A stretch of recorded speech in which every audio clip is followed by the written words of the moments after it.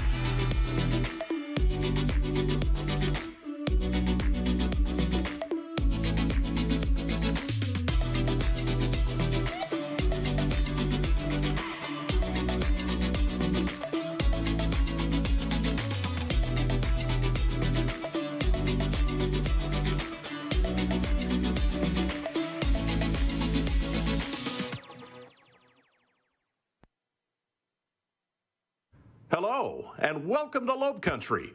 We're so glad you're here. Because we're expecting a full house, we need your help to ensure everyone gets a seat for today's event. Please start by filling the floor at the front of the arena, and be sure to sit near the center of your row to allow other guests to easily find a seat. We appreciate your help and look forward to starting soon.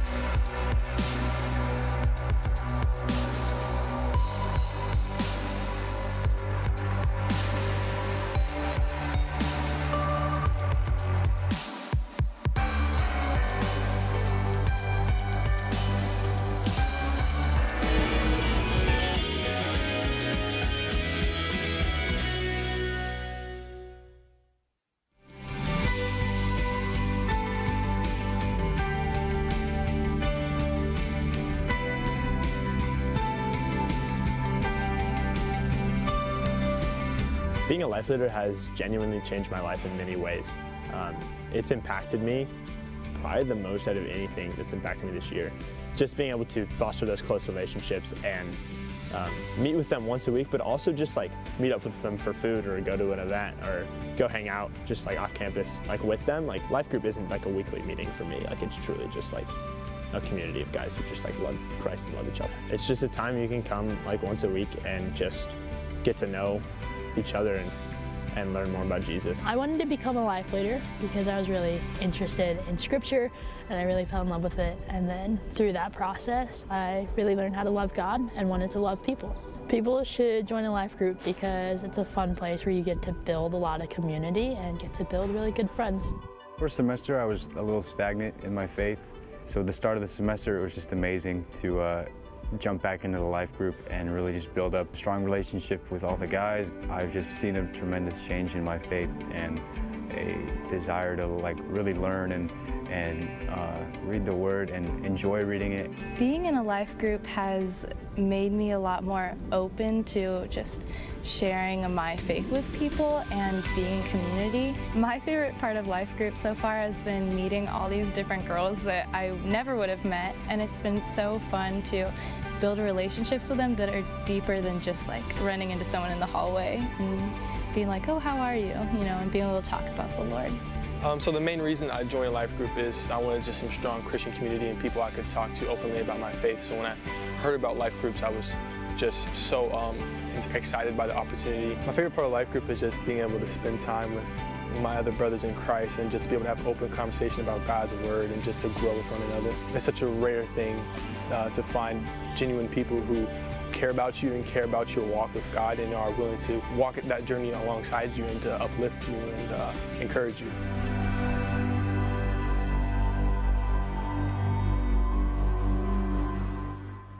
Hello?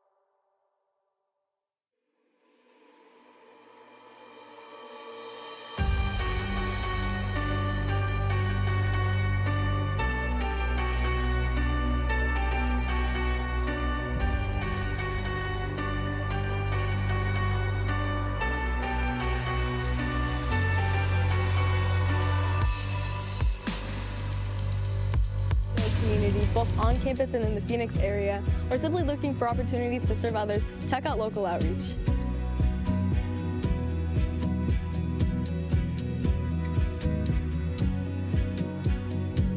Here we offer different ministries on GCU's campus that allow our students to explore their purpose during their time here and make a lasting impact on the community. Located in the heart of Phoenix, GCU sits on a community that has many needs. This allows students to serve and impact thousands of people. Local Outreach provides students with a tight-knit community of people who minister to the youth, children, adults, the homeless, and so many more.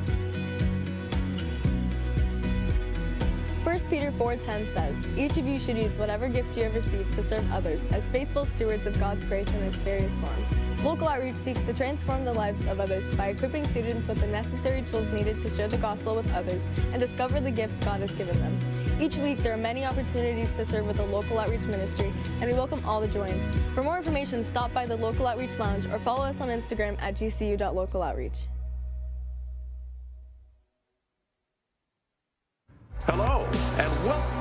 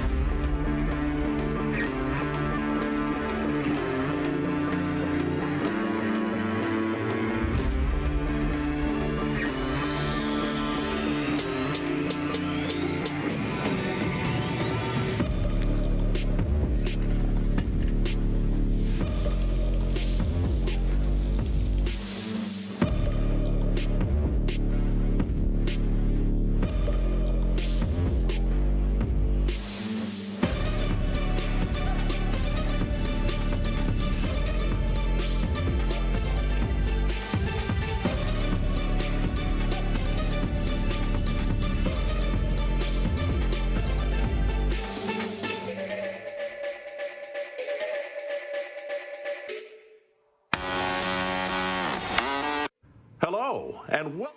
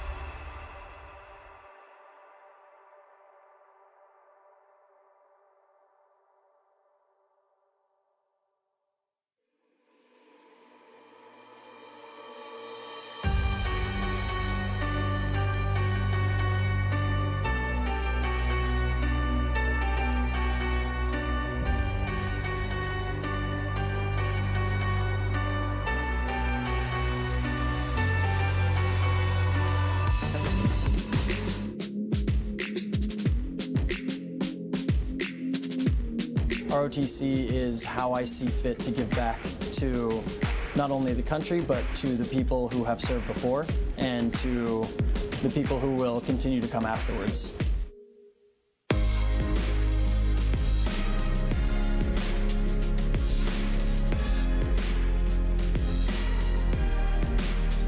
I want to continue my education, and the Army will help me go straight from my bachelor's to my doctorate's degree so that I can become a CRNA.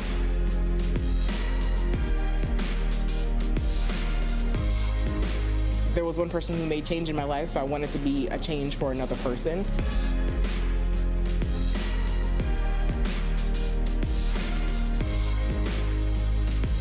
We are students. We are leaders. We are Army ROTC.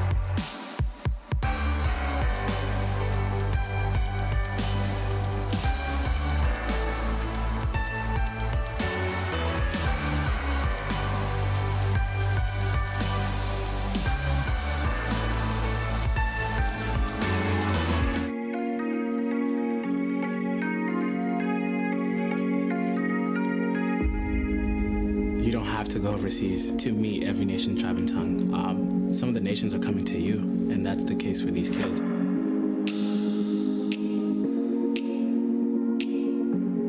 It's beautiful because we get to be, right now, where we are, we get to be missionaries. So you can be a missionary anywhere.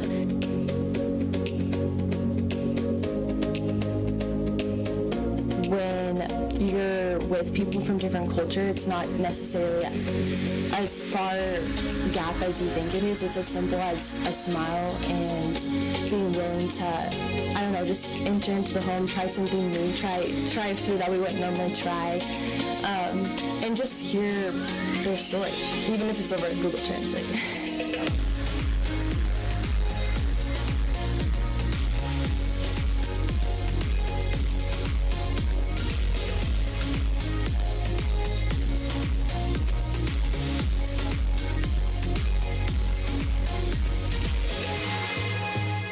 Last year I was on the refugee team with little kids, and this year I was with older kids, and I think it's really cool on both types of sides how much it all is just relational equity.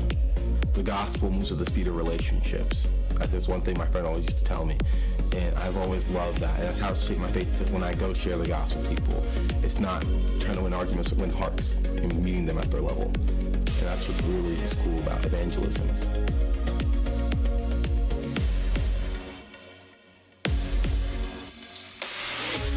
It's so important to remember that the Lord has placed us in the situation we're in, and I think something the bridge has taught me is to, again, with the word strike, magnify the Lord in what we're doing and try to exemplify Him. And so I think that's especially important when we're just working and talking with the person sitting next to me in class. We all need Jesus, and so I think it's just important to remember that we don't need to go necessarily outside of where we're at to talk to people about Jesus, because everybody needs Him. So.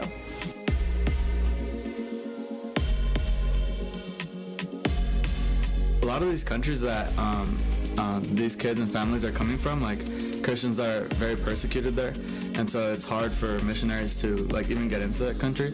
And it's such a gift that God has brought these people to us 10 minutes down the road, and that we're able to like interact with them, share the gospel, like hear their stories, learning new languages, tasting new foods, and just learning how to interact with all these different cultures.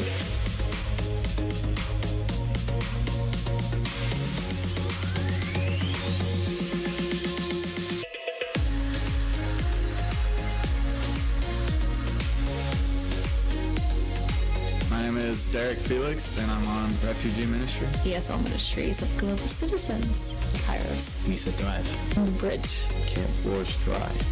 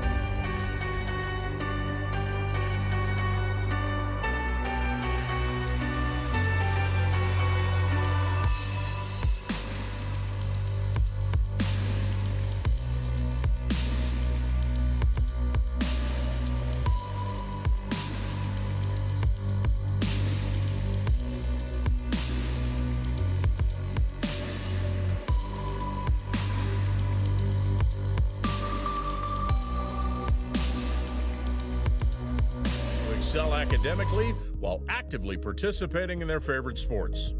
The GCU community is wonderful. It stems from the students that come into the program, their families that are supportive, friends that come and watch our competitions, and then also the support staff. The support staff here in the Canyon Activity Center, but then also student life and administration is absolutely wonderful. We take pride in our fast-growing club sports program, offering an extensive range of sports and activities. Our university invested in club sports in 2012, which began as a one-team operation with men's lacrosse. Since then, we've experienced growth in participation, resulting in the addition of new sports, coaches, and teams based on student involvement. Within club sports, the structure and benefits and resources that we're able to pour into our club sports really allow our students to have a true athletic experience that can be compared to any level of athletics across the country. At the end of every single year, whether we win championship or lose championship, I always end up tearing up because I see how much progress that we've made.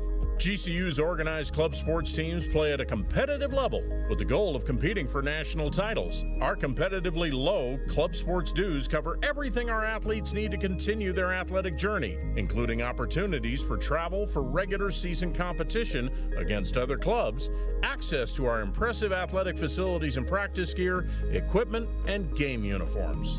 The GCU community embraces sports by giving us so many resources. I mean, other schools, club sport teams don't even have the facilities we have, or even coaches. GCU club sport program allowed me to play the sport that I love for a longer time. I mean, it's been great. I can't complain. I love the school. For students who want to continue their love of sports while earning a quality education, making friends, and creating memorable experiences, GCU Club Sports allows them to do it all. We do a great job of raising money to keep those dues low, and I think the value that they get out of what they pay is second to none. To learn more about GCU Club Sports and get involved in our incredible community, visit gcuclubsports.com.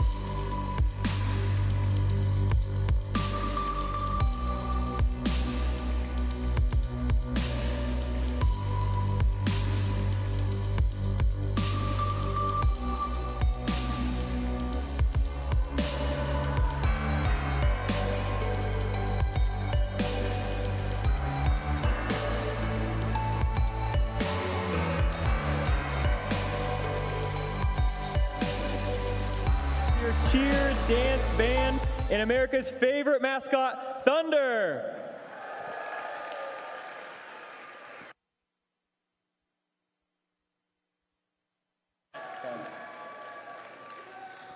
What's up? How we doing, everybody? That's what I like to hear. Thank you. My name is Owen. Welcome to your new student orientation. Yeah. As you can tell, I am a cheerleader. I'm here with some dancers, and we got the band with us even. And we're going to kick us off with some of that school spirit, and we're going to teach you some chants today. Does that sound good?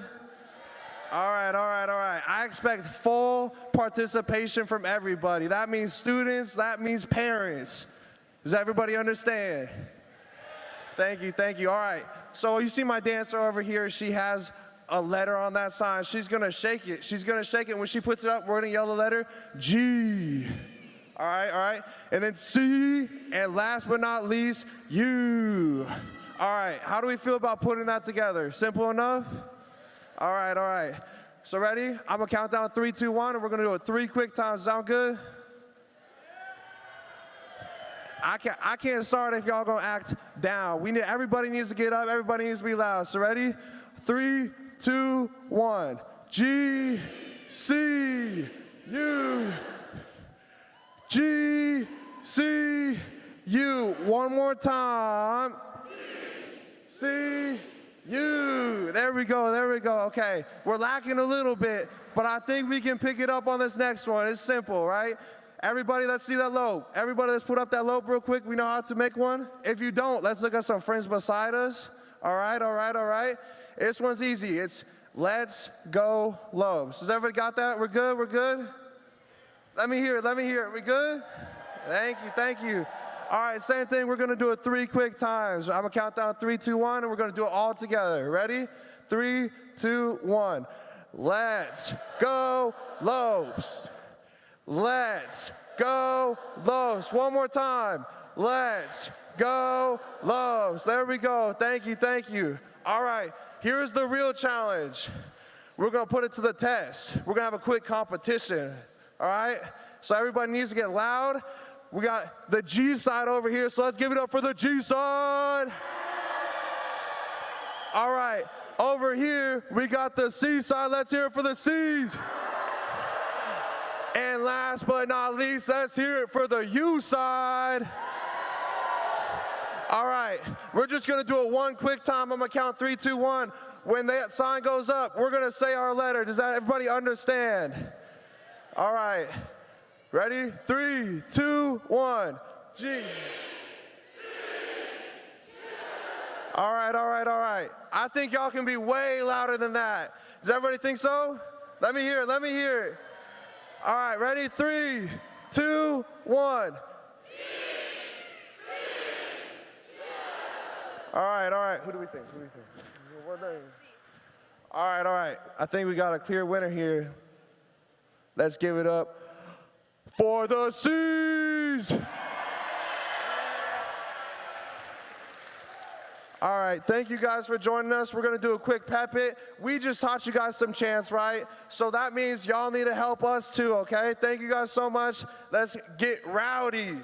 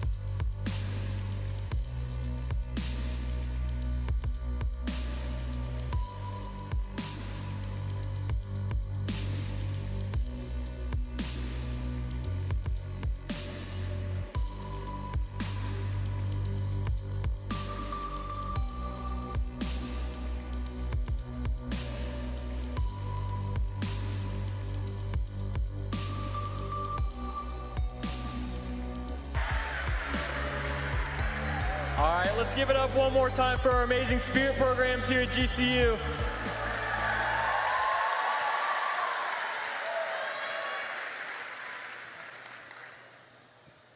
All right, so how are we doing today? Everyone's moved in? Everyone's doing good? Doing good.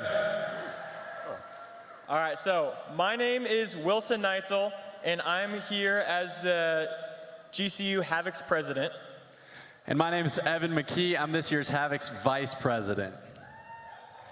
Yeah. So first off, we kind of want to see where you guys are from. So we kind of just want, when we say where you're from, go ahead and say a little shout and raise your hand. All right, so who in here is from Oregon? Anyone? Oregonians? Yeah, let's go. I think you guys have a special place in my heart because I'm from Oregon. Wilson's from Oregon. You guys rock. We love Oregonians here at GCU. All right, who here is from Southern California? SoCal, SoCal, A lot more SoCal. All right, you guys will have a unique opportunity to go watch a really great basketball game at the Acrisure Arena in Palm Springs during Thanksgiving break. So be on the lookout for more information on that, but you guys, that'll be an opportunity for you guys. Who here is local? Who's from Arizona? Arizona, yeah, there we go. Sweet, so you guys have already had a super cool opportunity to watch the biggest party in college basketball up close and personal, but we are also gonna play one of the biggest games in GCU history this year. We're playing against Arizona State at the Footprint Center. So bring your friends, bring your family, because that is going to be fantastic. And yeah, we'd love to see you guys there. Yeah, so now we're gonna play a little game that we like to call heads or tails.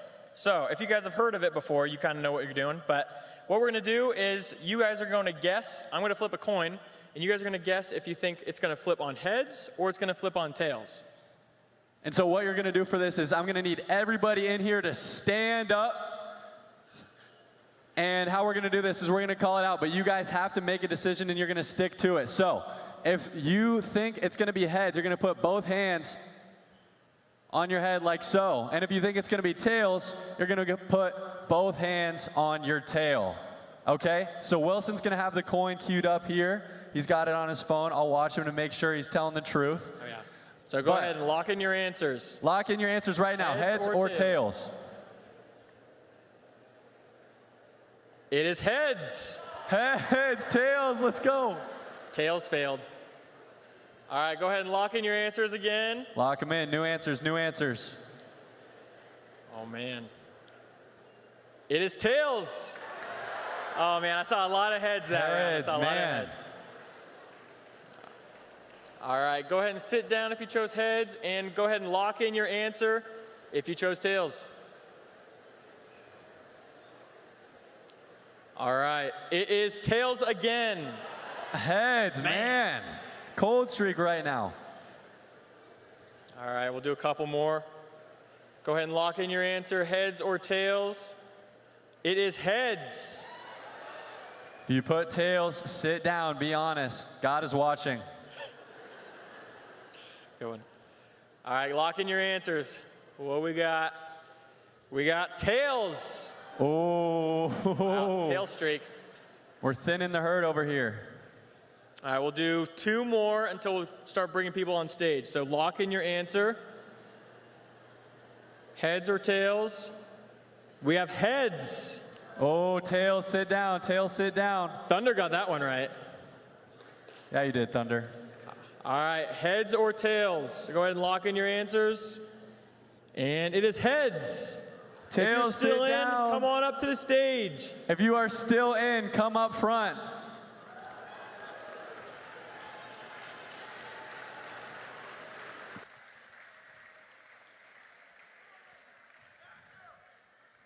There we go. Make your way on up. Oh, I think we forgot to mention, Wilson, we have some prizes for the winners, don't we? We have some prizes for the winner. All right, we got a crew. Up. Make your way on up here, make your way on up here. All right, so let's meet a couple of our contestants. Just go ahead and give your name. Al. We got Al. Make some noise for Al. Yeah, there we go. All right, who we got here? Timothy. Timothy, let's go. Mary Lane. Cherish. Cherish. Nadia. Nadia. And Andy. Cheerleaders are rooting for Andy. And over here, who do we have? Shanda. Shanda, make some noise for Shanda. And last but not least, Kayla. Kayla, make some noise for Kayla. Did we forget anyone? Did we? Thunder! Make some noise for Thunder, everybody. All right, contestants, lock in your answers. This is in front of everyone. They can see if you cheat, if you're being honest. Yeah, go lock ahead. it in. Heads or tails? Someone's got to go heads.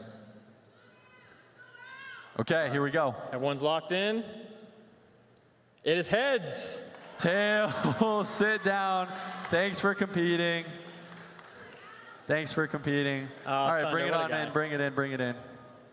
All right, down to the final four. Final four. That's where GCU's going this year. Come on, come on. All right, lock in your answers. Heads or tails? We have heads. Is that it? We have a winner. Kayla, let's go. Great work, Kayla. Here is your prize. Thanks for competing, everybody. All right, so we'll show a quick video, and then we'll come back and talk to you a little bit more. But thank you. Welcome to the biggest party in college basketball.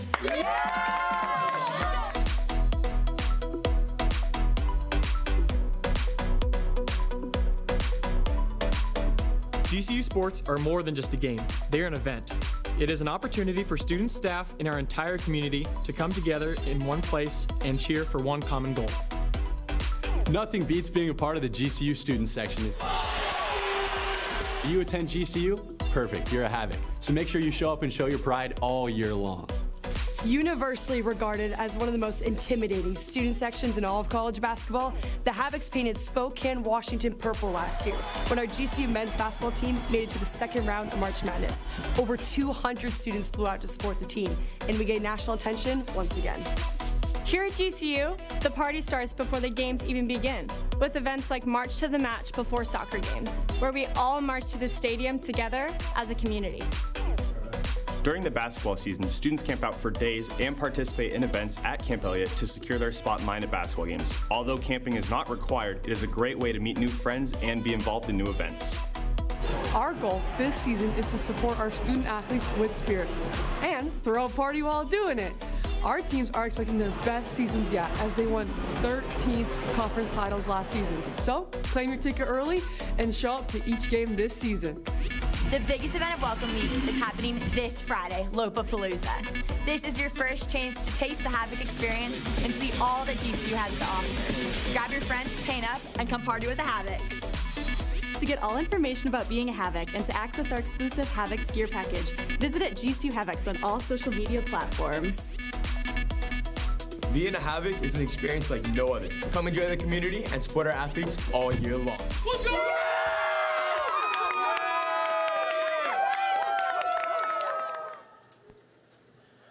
All right, now you know a little bit more about the Havocs now. So we are the student section on campus, and we go crazy for every game, every sport, and every event. Yeah, and so, okay, I'm going to have you guys do something. If you are a student here, if you are going to your freshman year, raise your hand for me. Okay, I have a secret for you.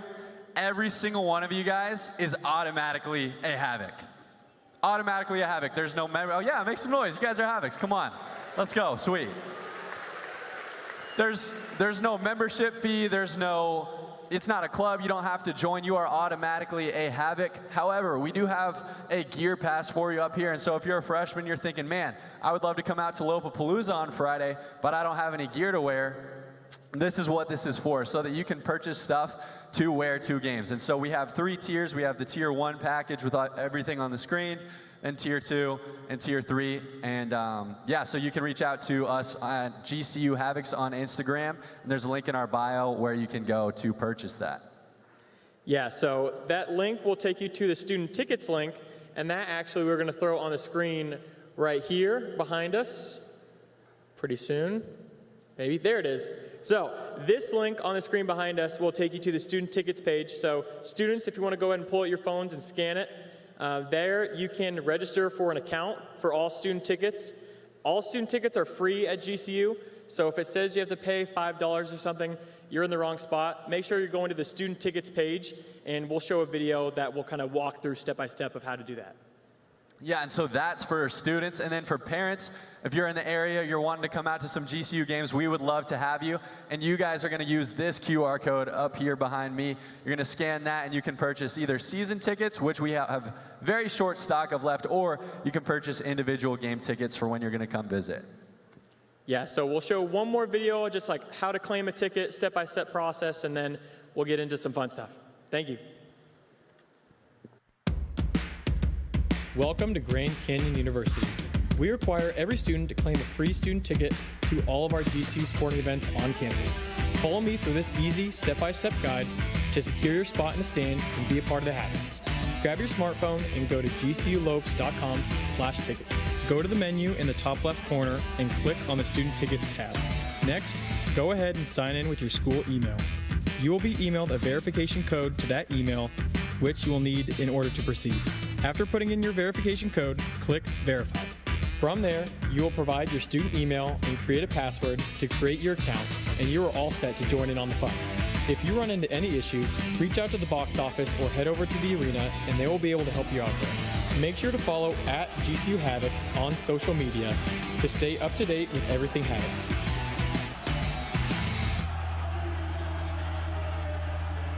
So hopefully that helped you a little bit for student tickets, but if you have any questions or anything, feel free to follow us on GCU Havocs and just send us a DM and we can help you out. But now, let's get in our feet. This is one of GCU's favorite traditions, t-shirt time.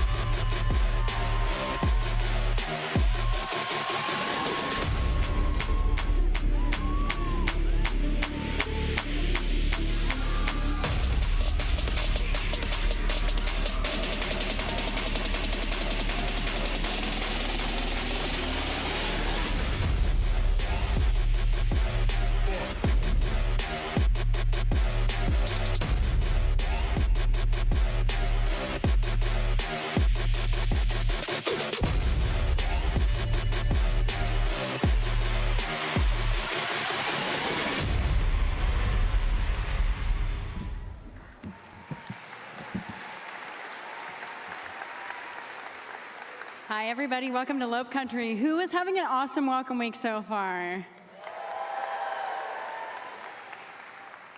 That is great to hear. I want to get to know you guys a little bit, so I'm going to ask you a couple of questions and give me a shout if this applies to you. So give me a shout if you moved onto campus today. Okay, give me a shout if you did not move onto campus today. Oh, the not mover-inners are winning. Okay, What if you woke up before 4 a.m. to be on campus today? Okay, you guys are the true MVPs. How many of you got to campus less than an hour and a half ago? Awesome.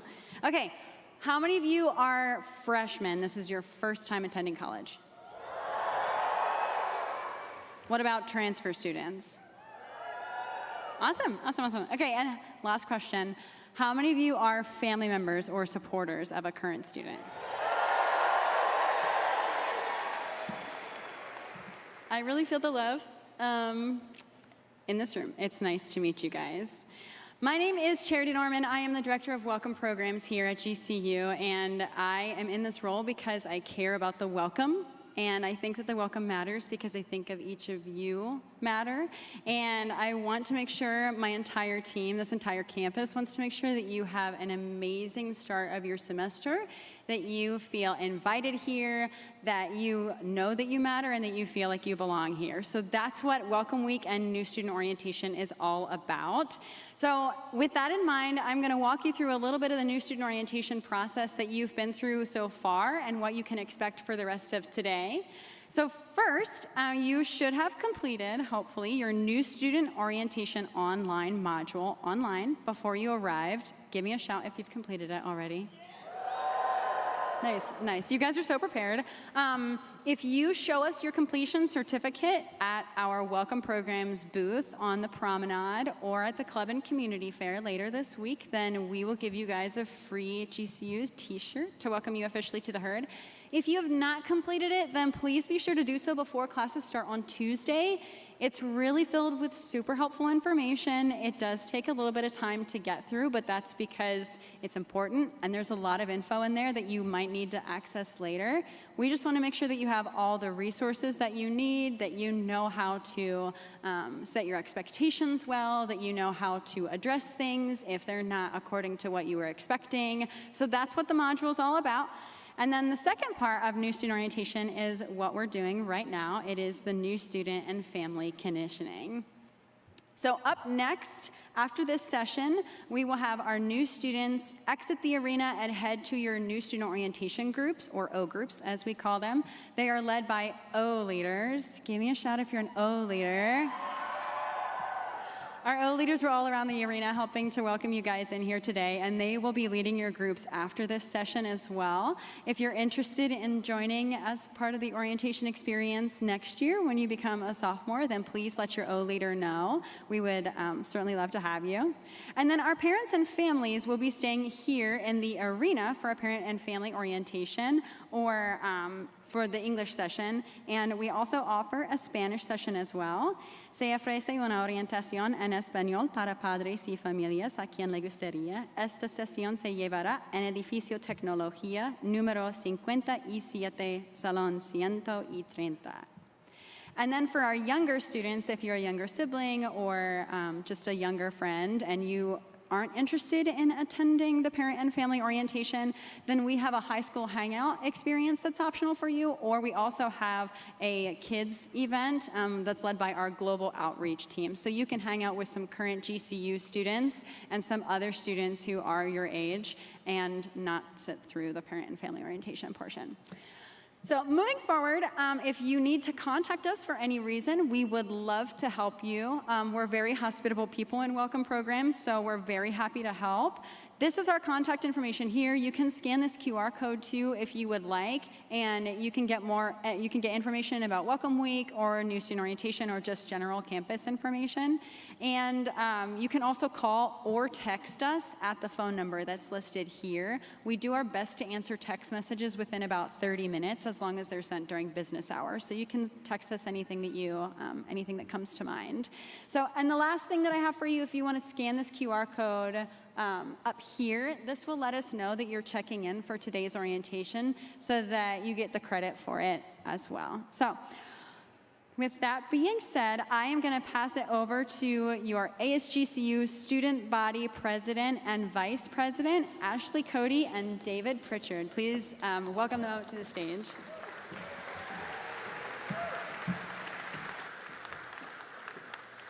Welcome Welcome to GCU, everybody. My name is Ashley Cody, and I have the privilege of serving as the student body president this year. I am from San Diego, California. Anyone from SoCal in here? Yeah? And I am a junior studying sports entertainment management. Hello, everyone. My name's David Pritchard. I'm from Lancaster, Pennsylvania. Give me a shout if you're from the East Coast. All right, not many, but hey, represent. But I'm a junior studying finance and economics with a minor in Spanish, and I have the privilege of serving as your student body vice president. David and I are honored to be a part of the Associated Students of Grand Canyon University, known as ASGCU, which is your student government here on campus. We have 9 teams ranging from our community engagement team that just puts on huge events throughout the year, to our Senate. You'll find those representatives in your residence halls throughout the week, to our sustainability and student health advocacy team. They're just going to continuously find ways to support you as you transition to being a new college student. David and I's #1 job is to advocate on behalf of every single one of you sitting in this room. Our team will continue to prioritize your student wants, needs, and concerns. We will then take those to administration and communicate them to try to make your student life here on campus the best it could possibly be. In January, when Ashley and I ran to receive this position, we ran on 3 main initiatives: to enhance, unify, and advocate on behalf of the student body. So with your voice and our vision, we can continue to make GCU the best experience possible. Ashley and I are doing this for you guys, so we want to be fully transparent and honest with all GCU students. So feel free to stop by our office, talk to an ASGCU representative, or message us on our Instagram by following us at ASGCU. We're more than happy to advocate for you guys in any way. My biggest encouragement to every single one of you sitting in this room is to be fully present in everything you do. I remember sitting in these seats 2 years ago, so eager to start this next chapter of my life. But I wish someone would have just told me, hey, take it day by day and not so worried how you're going to get to graduation 4 years later. Whether you're an introvert or an extrovert, I highly encourage you to step outside your comfort zone this week. Maybe that looks like meeting someone in your hallway or going to an event, maybe even joining a club. GCU has so much to offer, and I'm gonna always encourage every single one of you to take advantage of that. I remember my freshman year staring at my freshman class council application, which is something that you freshmen will be able to do. But I remember staring at it hours before it was due, doubting I would even get in, so I wasn't gonna submit it. And then right before I submitted it, and if I hadn't submitted it, I wouldn't be standing on this stage. And I tell that as a testament to you guys that if you put your faith in the Lord, He will honor that, and you guys will be able to find your place here on campus. That's great. Yeah, so the biggest regret I have from my freshman year is not getting involved sooner. So for me, that looked like missing out on freshman class council, which is the only leadership opportunity that you do have as a freshman. However, there are countless other clubs, organizations, and campus events that you can get involved with. And during my freshman year, guys, I just remember being overwhelmed with the heat, just the amount of people everywhere on campus, and all the unknowns of what college is really going to look like. And I'm sure many of you sitting here today are feeling the same way. I just encourage you guys to be present, just take a deep breath, and just remain in the moment and just enjoy everything that we have this week. And I assure you, everything will be okay.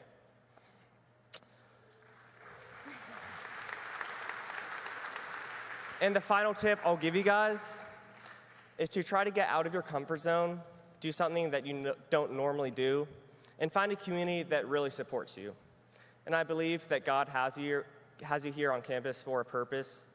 You're a unique individual that God truly, He cares for you. And I want you guys to know that Ashley and I are praying for you guys, that you have the best experience possible during this year. I don't know if you guys have ever heard that saying, what you put into something is what you're gonna get out of it, and that could not be true about being a GCU student. My favorite way that I have found community on this campus is the spiritual life. There's many gatherings throughout the week, so I encourage you guys to go to them.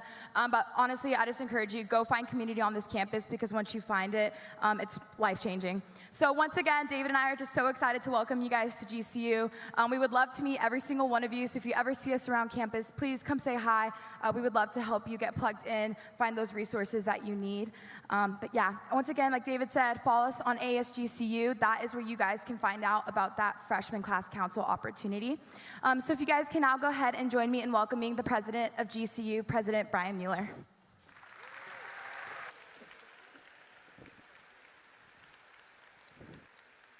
Welcome, everybody, and thank you very much for being here. We have a 2-minute video we'd like you to see to get some feel for what God has done here the last 15 years. Can we roll that video? Thank you.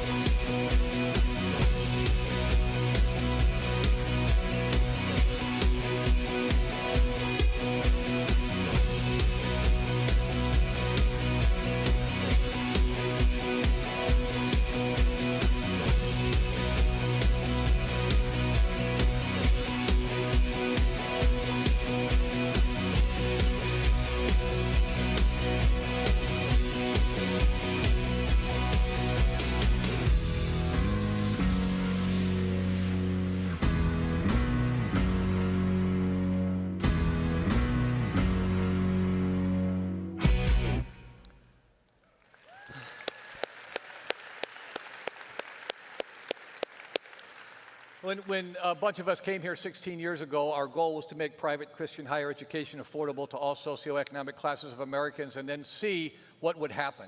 I thought we had a good plan. It was a combination of using the free market system and the Christian worldview, which I think are the two most powerful ideas that's built the most prosperous society in the world. And if we put those two things to practice, maybe something would happen here. We could have never predicted this. You know, when I come now and I look around and I think when we came here we had less than 1,000 students, and now we have, we're starting this year with over 25,000 students on our campus, over 100,000 students online.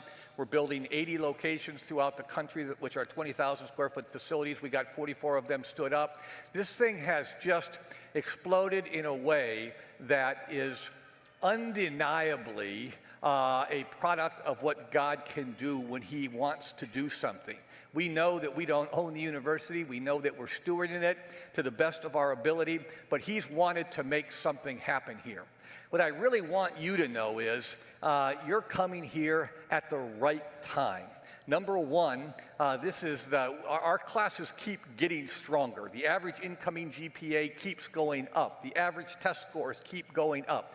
We have the strongest student body in the state of Arizona, and you are the strongest class that we've ever brought in.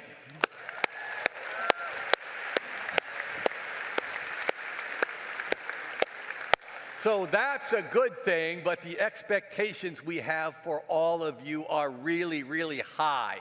We now have 22 advisory boards at the university. We have over 700 companies that are on those advisory boards. They help us build curriculum, roll out new programs, maybe make sure that everything that we're doing is relevant and current in terms of computer science and information technology and cybersecurity and engineering and nursing and education and on and on and on.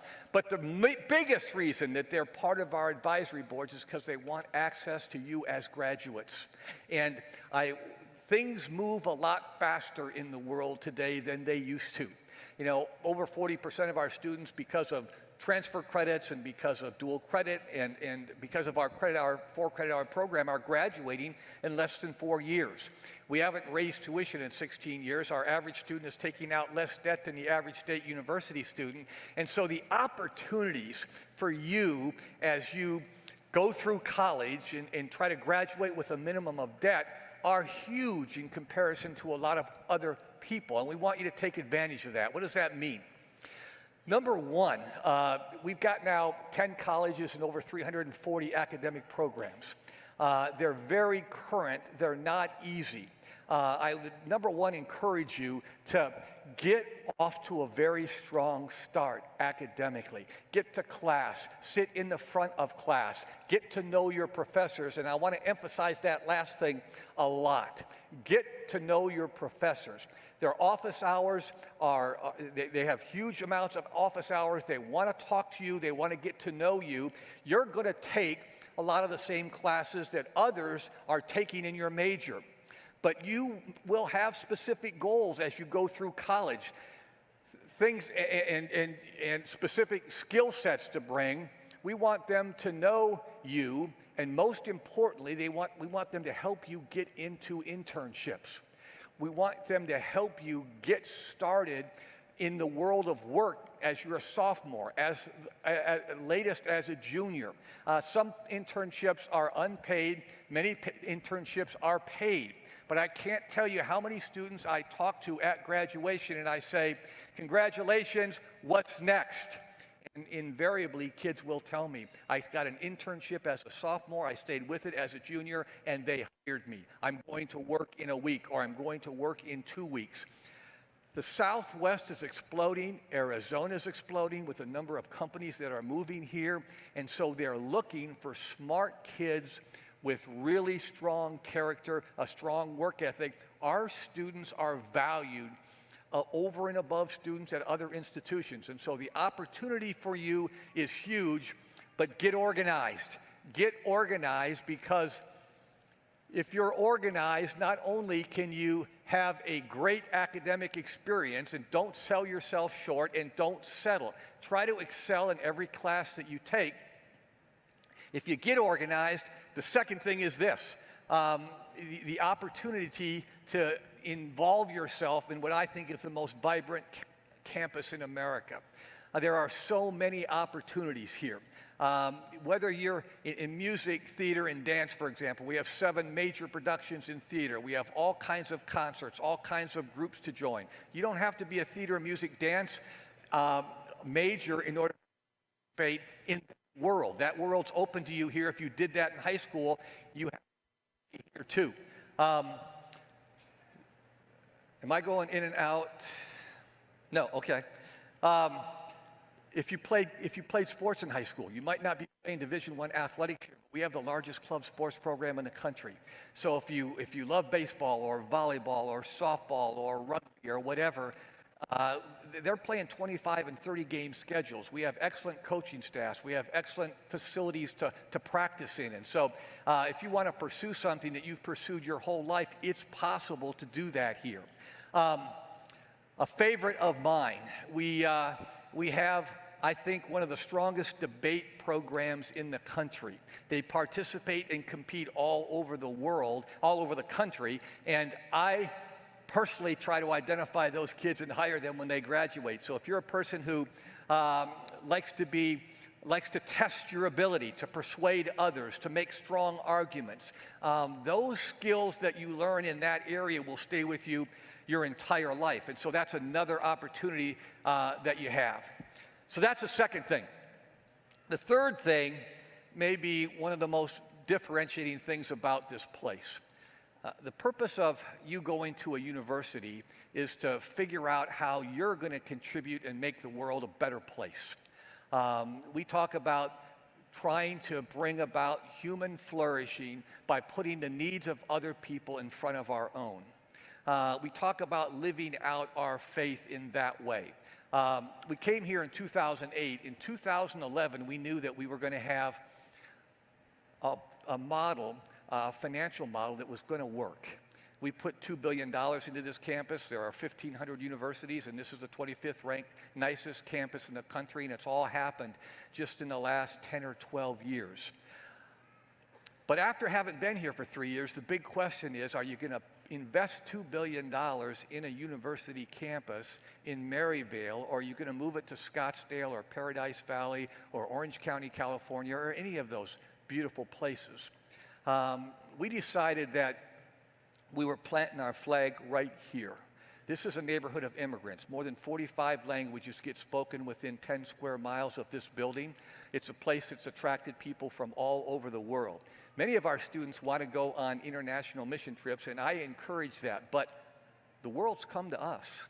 The world has literally come to us. And so in 2012, we put together a 5-point plan and said, you know, if we're going to teach students how to use their abilities to make the world a better place, they ought to see us as a university doing it. They ought to see us transforming a community in a way the government can never do. The thing that separates this country from many others is the free market system and the ability of a free market entity to get in the middle of a neighborhood like this and do something that the government can't do. If you go back to the early 60s, Lyndon Johnson, the Great Society, the War on Poverty, the welfare system, the government has not made an inroad into eliminate poverty. We can do that. The first part of that plan was to build the thing here and create jobs. We've created 16,000 jobs in the last 16 years. We hire people in the neighborhood. That gives them a salary. It gives them benefits. They can send their kids to college for free. We spun 10 new businesses off of this one, which has employed another 600 people. We hire people in the neighborhood to work at our production company and our marketing company and our golf course and our restaurant and our hotel. And that gives them a salary, it gives them benefits, but they can send their kids to college for nearly free here if they're employed by us. The second thing is safety. We've organized now almost all the schools on 27th Avenue and businesses on 27th Avenue. We're putting millions of dollars. Our campus is safe. We have our own police force. We have our own security force. And you have to go by a guard to get on campus. And so this campus is, thank God, for the most part, crime-free. But we are going to demonstrate that as a group of businesses and schools working with the city of Phoenix, we can make this neighborhood one of the safest neighborhoods in America. This work can get done, and it's going to get done here. The third thing is homes. They're block homes. They were built by John Long in the 60s. They're not going anywhere, but they need help. We have the largest Habitat for Humanity program in the world going on in this neighborhood. You can see the thing changing. We've rebuilt over 500 homes, and our goal is 800, and we're going to get there. And you can see things moving. The fourth thing you can help us with, too, we have a tutoring program after school for kids in the neighborhood between 3 o'clock and 8 o'clock, and out of that came a scholarship program. We've just crossed 1,000 full-ride scholarships to kids that live below the poverty line that come right out of these inner-city schools. The fifth thing...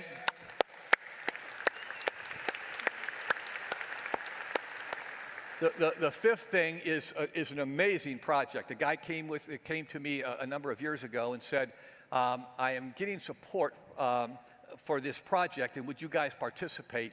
And it's called CityServe. CityServe, as a national organization, has contracts with Walmart and Target and Amazon, all the major retailers. Goods get sold into the marketplace, a percent gets returned. Those things can't get resold. They were put on trucks and taken to landfills. He said, if you will become a hub, then we're going to deliver that stuff to you. I said, what's a hub? And he said, a 10,000 square foot warehouse. In 2.5 years, that warehouse was 100,000 square feet, which delivered $60,000 approximately worth of brand new household goods on each truck. In 2.5 years, we have delivered over $14 million of brand new household goods, beds, bedding, tables, chairs, microwaves, refrigerators, to over almost now 60,000 families in Arizona have gotten brand new stuff in their homes. And it's an absolute miracle when you see a child that's been sleeping on the floor for 4 years walk into their bedroom and see a brand new bed with brand new bedding and a pillow. And eventually what they're going to say is, who are these Christians and why do they care about me? And the gospel message gets very powerful when you're able to lead with understanding that there are people hurting and helping them.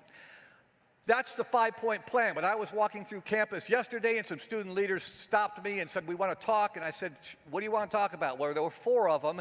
They belonged to a church up in Glendale. That church in Glendale is comprised of refugees from Africa. They go up there twice a week and they teach they help the kids with their homework and they teach them English as a second language. There are hundreds of those ministries being executed by our students every single day, all week long, all year long. You'll hear more about that from Pastor Tim. But what's happening is that people are watching what's going on, not just on the campus, but they're watching what's going on in the neighborhood, and they're saying, there is something different about the church.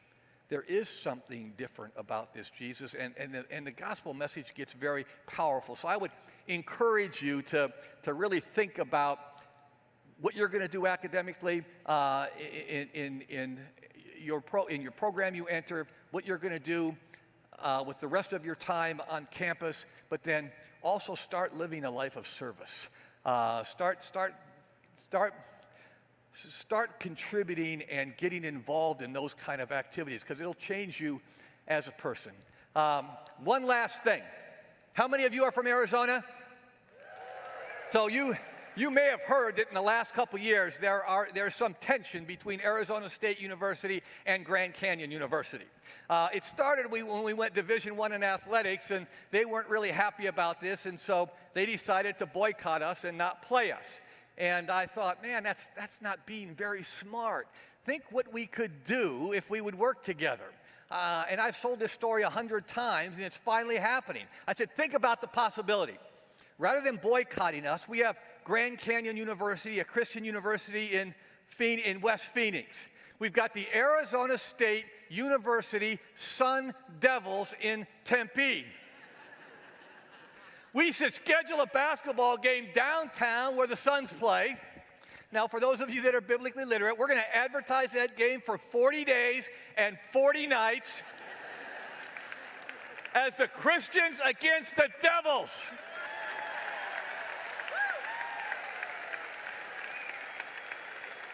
How many of you would buy a ticket to that game? Everybody's going to want to go to that game. We get 60%, they get 40% because it's my idea. But other than that, we're both going to do well. So I've told that story 1,000 times, and guess what? It's happening this year.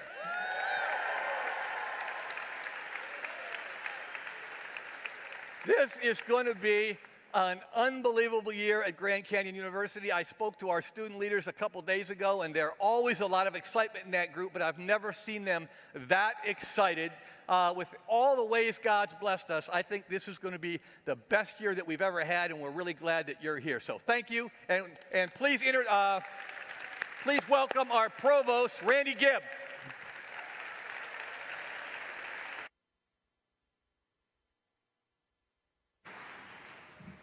All right, as the academic guy, it's tough to follow that basketball promotion. No, you can see why we all love working here at Grand Canyon University. I'm starting my 10th year, and the inspirational leadership of President Mueller, both from his Christian faith and his academic innovation, is just phenomenal. So absolutely love being here. I've got 2 quick things I want to touch on because Pastor Tim, who's speaking after me next, has got a great presentation. So I'll try and move quickly.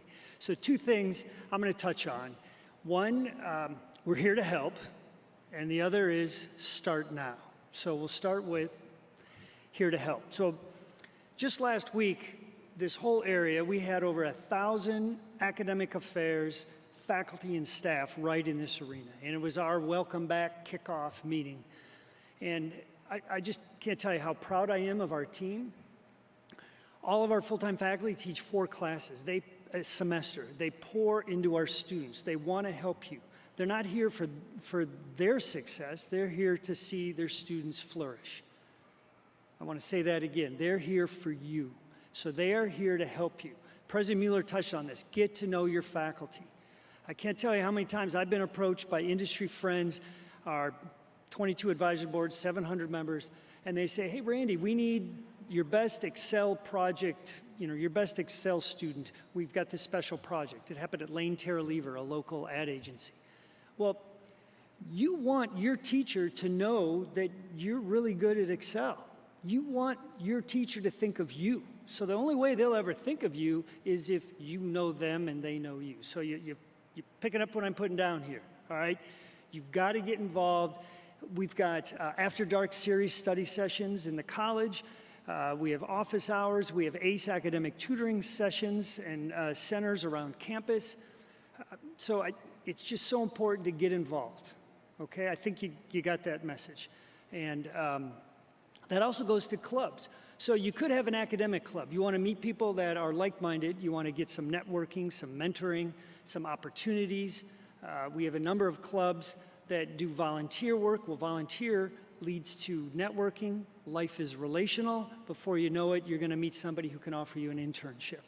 So get involved with our academic clubs. But then also, I want to say we've found a positive correlation between student success and how involved they are. All right, so this is a common theme you're hearing. And even if it's the dorm flag football team, you're going to meet some other students. Odds are somebody else you're playing football against or with is in the same Christian worldview course, or they're in the same math course. And before you know it, lo and behold, you're talking about academics on a football field, right? And then you're going to find out you're going to remind each other, or they may remind you that you've got an upcoming test. And before you know it, now you've got somebody who you can study with. In the evenings, we have over 250 classrooms and spaces available for you to study. So there's no excuse, no reason that you can't find a quiet space to whiteboard and collaborate with some friends. So there's more to say about that, but I'll stop. All right, next, start now. Dream big. And don't use the excuse, oh, I'm just a freshman. Oh, this is just my first year at Grand Canyon. I'm telling you, there's people, who in here, does somebody in here already have a business in revenue that they've got going? Is there anybody? I feel some people are pointing or looking. Who in here has already had a part-time job? Right? Good for you. Well, you're already starting, and I want to stress this, your social profile, we need to put that aside. It's time to start branding yourself with a professional profile. And by already having a job, being successful in high school, being a team leader, a team captain, working, volunteering, working at a church, you're developing your professional profile. I want to stress that's what we want to expand upon, springboard it, and do bigger, better things. So as I finish here, I'm going to share some great examples of students who've crushed it and are crushing it in terms of internships. Just in the last couple of days, I've stumbled on this through LinkedIn and talking to the other college deans or students I personally know. So a young man named Connor worked at JP Morgan this past summer. He graduates in December, and they've already offered him a job in January.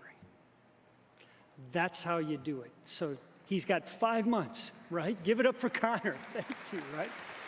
He has 5 months, and he's already locked into his job. All right, Seth Patrick, Freeport-McMoRan, did an internship. They're a global mining company. They're the largest company in the state of Arizona, and he's a supply chain logistics major, appropriately enough, working for Freeport. He had a great time.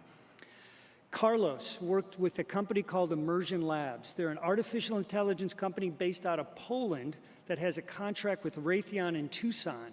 So Carlos worked for Immersion Labs down in Tucson. Amazing opportunity there. Greenlee Clark, she's a comm major with a minor in broadcasting. She worked this past summer at KJAZ, a local NPR news outlet.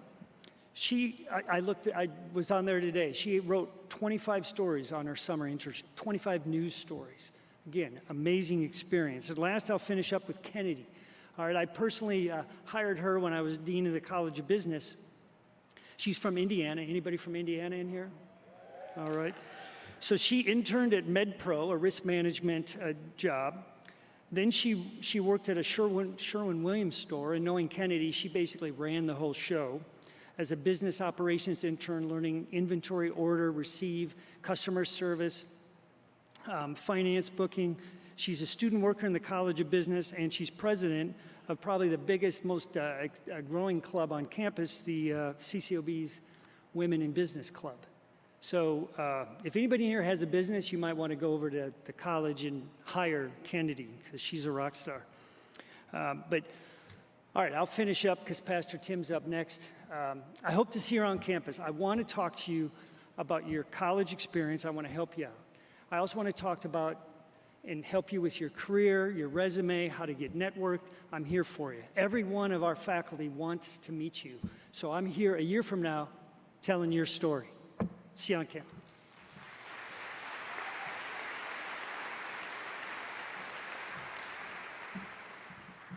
Well, good afternoon, everyone. I hope move-in went well for you, for those that moved in today. And if you're scheduled tomorrow, I hope it goes great. I just want to say a couple things. First of all, these moments go by so fast. I know it's a hot day and you've probably got other errands to run, like to Target or Walmart or wherever you're going to go to pick up some other supplies for your student, but it will go fast. My wife and I sent our 2 boys through GCU, and I remember those early days of getting them moved in and settled in, and boy, the next thing you know, they're walking across the platform. So drink it in. Enjoy every moment of it while you have these opportunities together. So I need to ask you a couple questions. Number one, how many of you, this is the first student that you've dropped off at a university?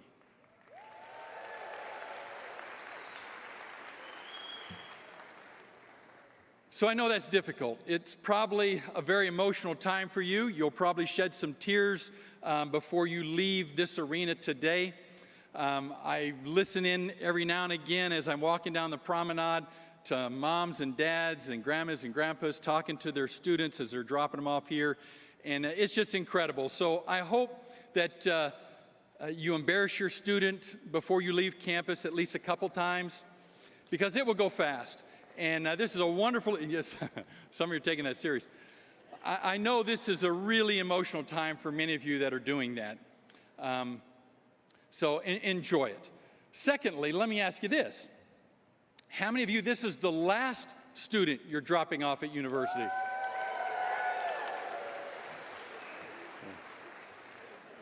Yeah. So for those of you that have them in the pipeline, you have some celebratory family units here that know what it means to come to this stage in raising kids. Regardless of where you are on the spectrum of sending students off to university, we just want to say thank you for entrusting your students to Grand Canyon. And students, we hope that this is an incredible experience for you as you begin your academic career here at GCU. We hope that the next 3 or 4 years will go incredibly well for you. You'll have great experiences. You'll make lifetime friends while you're here. You'll want to be careful to smile a lot today because you have no idea who your student might bring home during Thanksgiving. So make sure that you're friendly today. As you're leaving the arena, wave and smile because they may be sitting at your table here in a couple months. Now, one of the references was made earlier to our student leader program. We have a lot of students that serve their fellow students here on campus. Actually, there's over 1,000 student leaders that hold a formal position on campus to serve other students. And those student leaders are very, very important to the community and culture on campus. So I hope that you as students will not only experience those student leaders, but will aspire to be one. One of those groups that will serve you while you're here during Welcome Week are called Welcome Pros. And Charity referenced them a little bit ago. They're going to provide for you a pin if you did not pick one up as you're making your way into the arena. So if you don't have one of those pins, please hold your hand up, and the Welcome Pros are going to find their way down the aisles to make sure that you have one. We're going to need it for the commissioning part of the ceremony here in just a few minutes. So if that's the case with you, if you didn't pick up a pen, please hold up your hand so the welcome programs can make sure, or the welcome pros can make sure that you have one for the commissioning part of our time together. While they're making their way around, I want to alert you or remind you to about a couple of events that are going to be happening this week. One is called Lopapalooza. On Friday, we have a women's volleyball match here in the arena. Following that will be an incredible event where you'll get to experience what an athletic event is like at GCU. You'll experience some of the chants that you were taught earlier. There's lots of energy in that room. You'll be introduced to student leader groups all over campus, the cheer squad, the dance squad, the band, all kinds of opportunities to experience GCU in a little bit different way. Next Tuesday night, we have an event called Ignite. Ignite will introduce you as a student to all the spiritual formation opportunities that we have on campus. This arena will be packed. We'll have a great worship experience together, and you get to learn about some of the opportunities to serve on campus and off campus that President Mueller referenced a few minutes ago. So you'll get to learn all about those opportunities on Tuesday night. Last, before I turn your attention to the screen, I want to share with you about our grounded theme this year.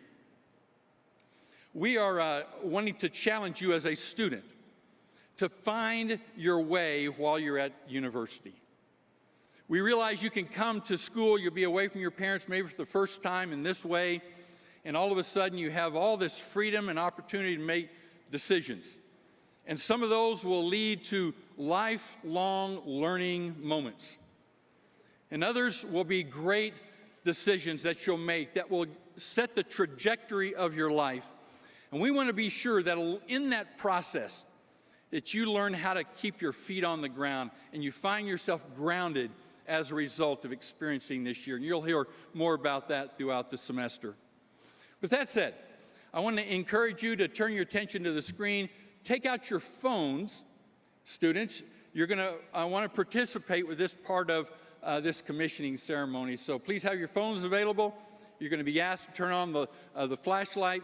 So with that said, please watch the screen if you would.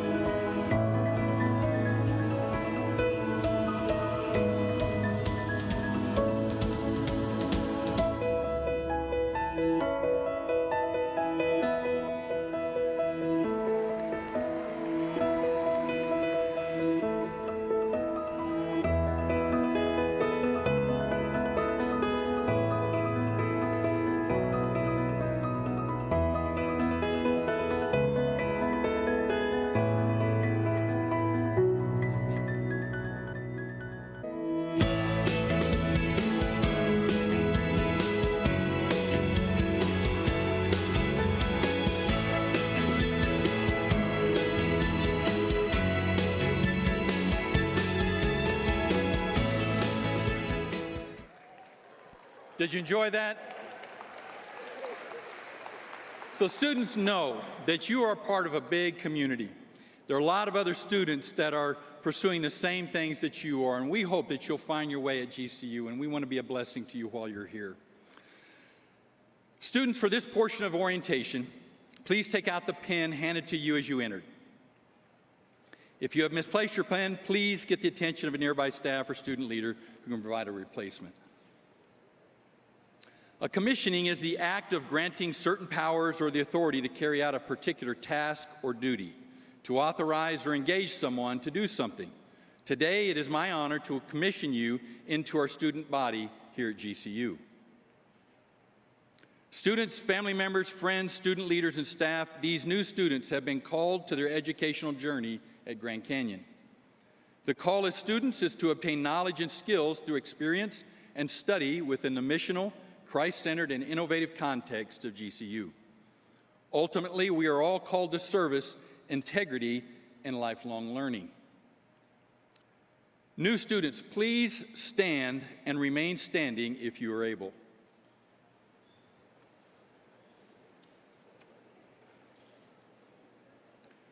Students, as members of the GCU community, you are challenged to become innovative thinkers, effective communicators, global contributors, and transformative leaders who will change your communities by placing the interests of others before your own. In pursuit of these attributes, you will be challenged to learn about the Christian worldview, grow your faith in Jesus, practice empathy, and embrace the reality that people are different and that by understanding others, we learn to understand ourselves. You'll be challenged, both inside and outside of the classroom, to work creatively, with excellence and integrity toward virtuous and innovative solutions to complex problems. You'll be challenged to learn to communicate proficiently and to understand how your words impact others emotionally and intellectually. You'll be challenged to strive toward a path of leadership and influence, exercising unselfishness and working to transform relationships and organizations on earth to reflect those of the kingdom of heaven. Students, do you commit to pursuing these qualities, which are the foundation of the culture here at Grand Canyon University? If so, answer, we do. GCU student, family, and friends, please stand and remain standing if you are able.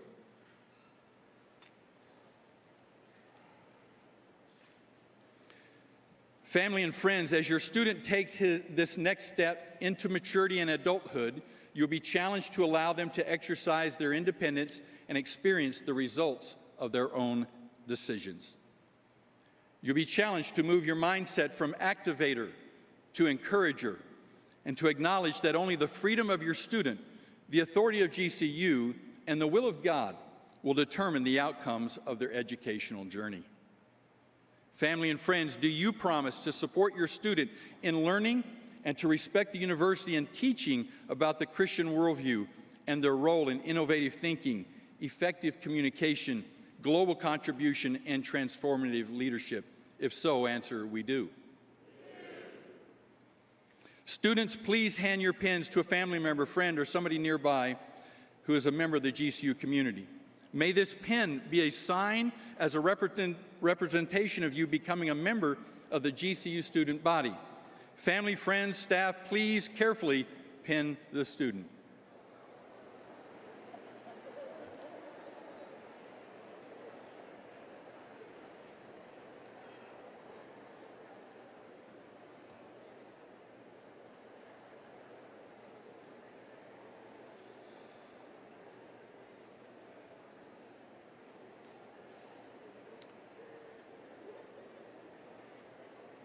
I hereby officially commission you in as a member of the GCU student body and welcome you to our community. Congratulations.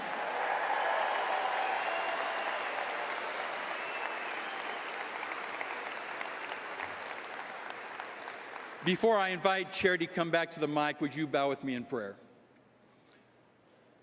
Our God in heaven, we thank you for this opportunity for us to be together.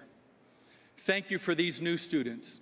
We pray that the university, faculty, staff, student leaders, all of us, would do our very best to serve one another in a way in which Christ will be honored. We ask that you would bless them in their academic journey here at GCU. We pray that this would be an incredible experience for them. We commit this year to you and pray your blessings on it, for we ask it in Jesus' name, and for his sake we pray. Amen? Amen. Would you welcome Charity, please? You may be seated.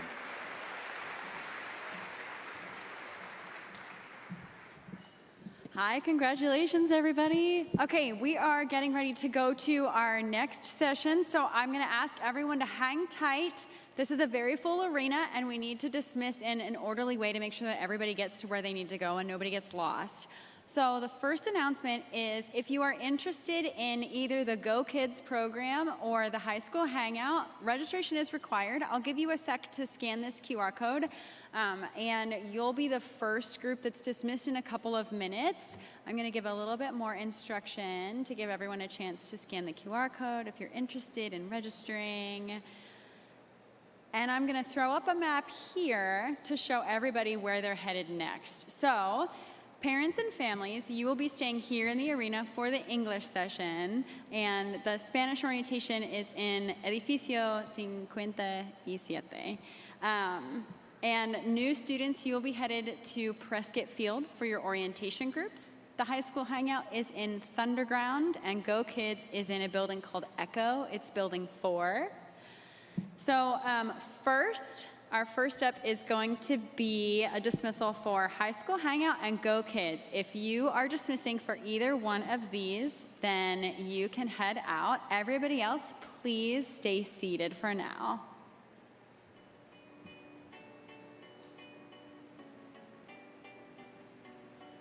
There was a time I used to look into my father's eyes.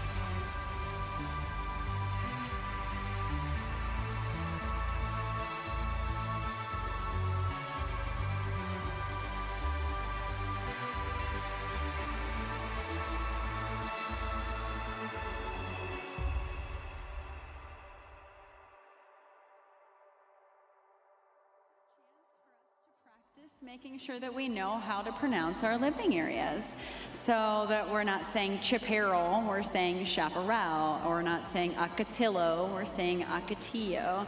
So first up is Acacia, Prescott, Camelback, and Ironwood. If you live in any of these buildings and are a student, you are now dismissed. Everybody else, please hang on.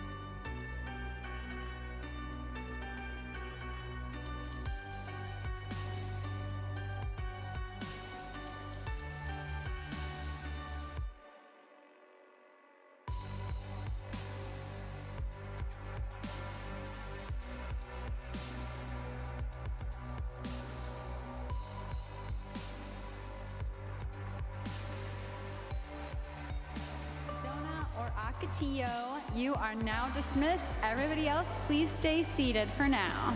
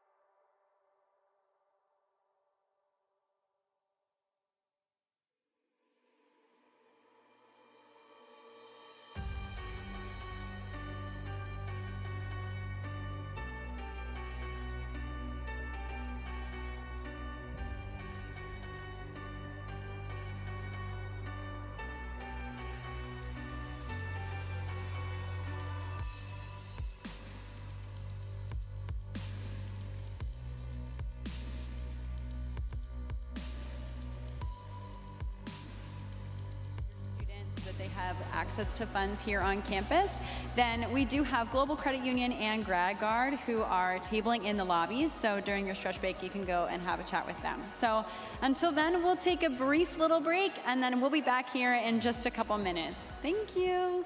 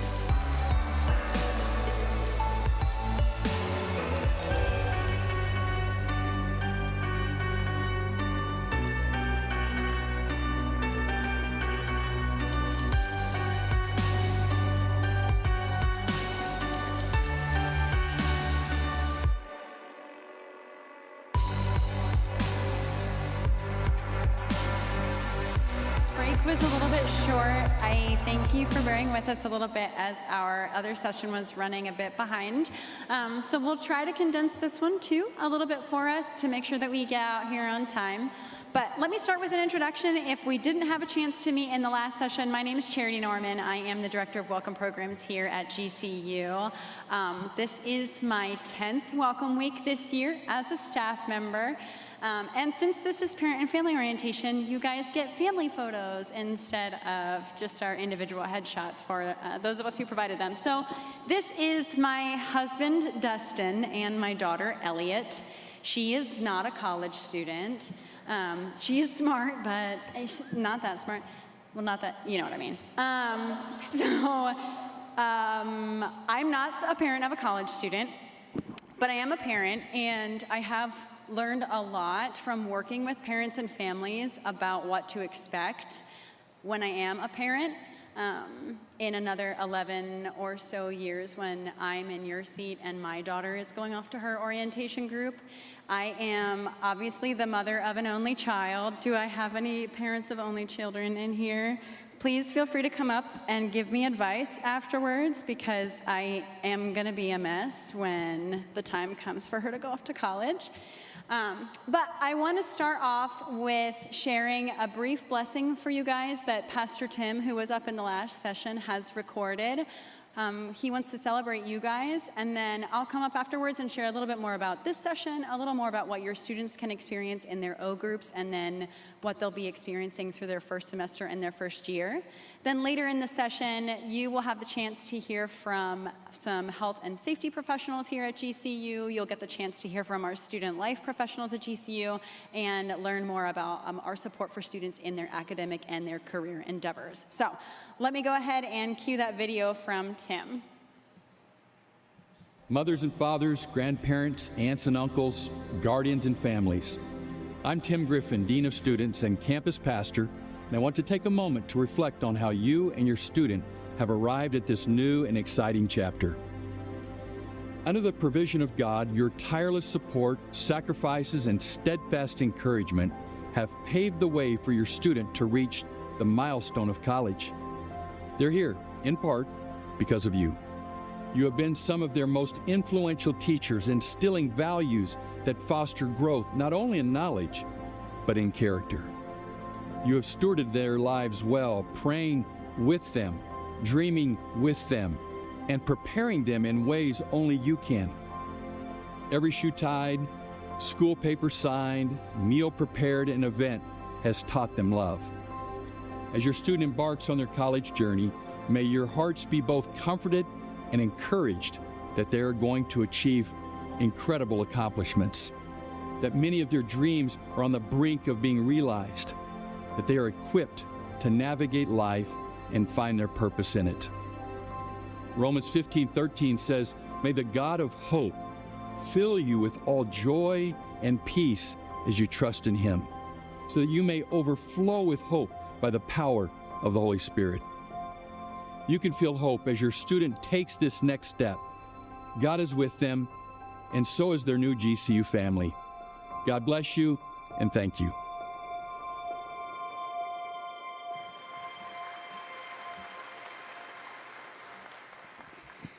Awesome. So again, I hope that was an encouragement to you guys. We really want you to feel celebrated, and for us to acknowledge, and your students to learn to acknowledge the hard work that you have invested in them to get them to this point. So I'm going to go ahead and talk through our orientation group session, just so you can know what your student is going to be experiencing. So they'll be in O groups from 5 until about 7 p.m. They are led by passionate student leaders who you met during the first session. They will meet other new students, as you are aware, in their orientation group, and they'll meet some of the students who will be living in their same building, in their same hall, to help start building those pieces of community. Our new student orientation process is a very intentional process for the students, where we start with the module, the really like nitty-gritty nuts and bolts kind of boxes that you need to check. And we finish with a more social and emotional connection piece once they get to campus here. So this social connection piece is really important. All three of the cogs work together really strategically to help the student succeed and be prepared holistically. Like I said in the last session, we care about the welcome, and that means preparing our students and our families as well as we possibly can for what is up to come. So along those lines, we have some learning outcomes for new student and family orientation. We have student outcomes, which is to prepare them academically and give them resources for getting involved on campus life, for them to develop holistic holistically and as individuals, and for them to learn some policies and procedures that are necessary for them to be successful here.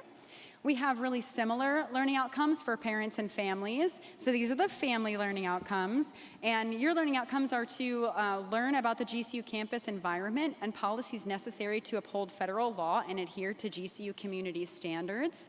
And also to prepare how to, to recognize how the college transition impacts the family dynamic and the ways to communicate the changes and support for us to support you through the process. So all of those things are going to be wrapped up today in the parent and family orientation. You will get a lot of that nuts and bolts that you probably didn't get unless you went through the module with your student. You'll get some of the nuts and bolts by learning about FERPA and how that applies to you, by learning about safety and wellness here on campus, by learning about our student conduct and community standards processes. But you'll also get the support side of it and learn about what GCU does to build community among the family and to prepare you for some of the changes that you might be experiencing throughout the upcoming semester and the upcoming year. So in that vein, I want to talk to you about a theory of transition that we base a lot of our orientation program around. It's called the W-curve theory of transition. It is called the W-curve because it is shaped like a W. It starts at a high point, then hits a low point, back up, back down, and back up again. So I'm going to talk to you about each one of those points and share with you a little bit of what you might be able to expect as your student is transitioning from life before college to life during college. So not surprisingly, we start off on a high note called the honeymoon phase. Anytime that any of us has been in any period of transition, this is most likely our starting spot.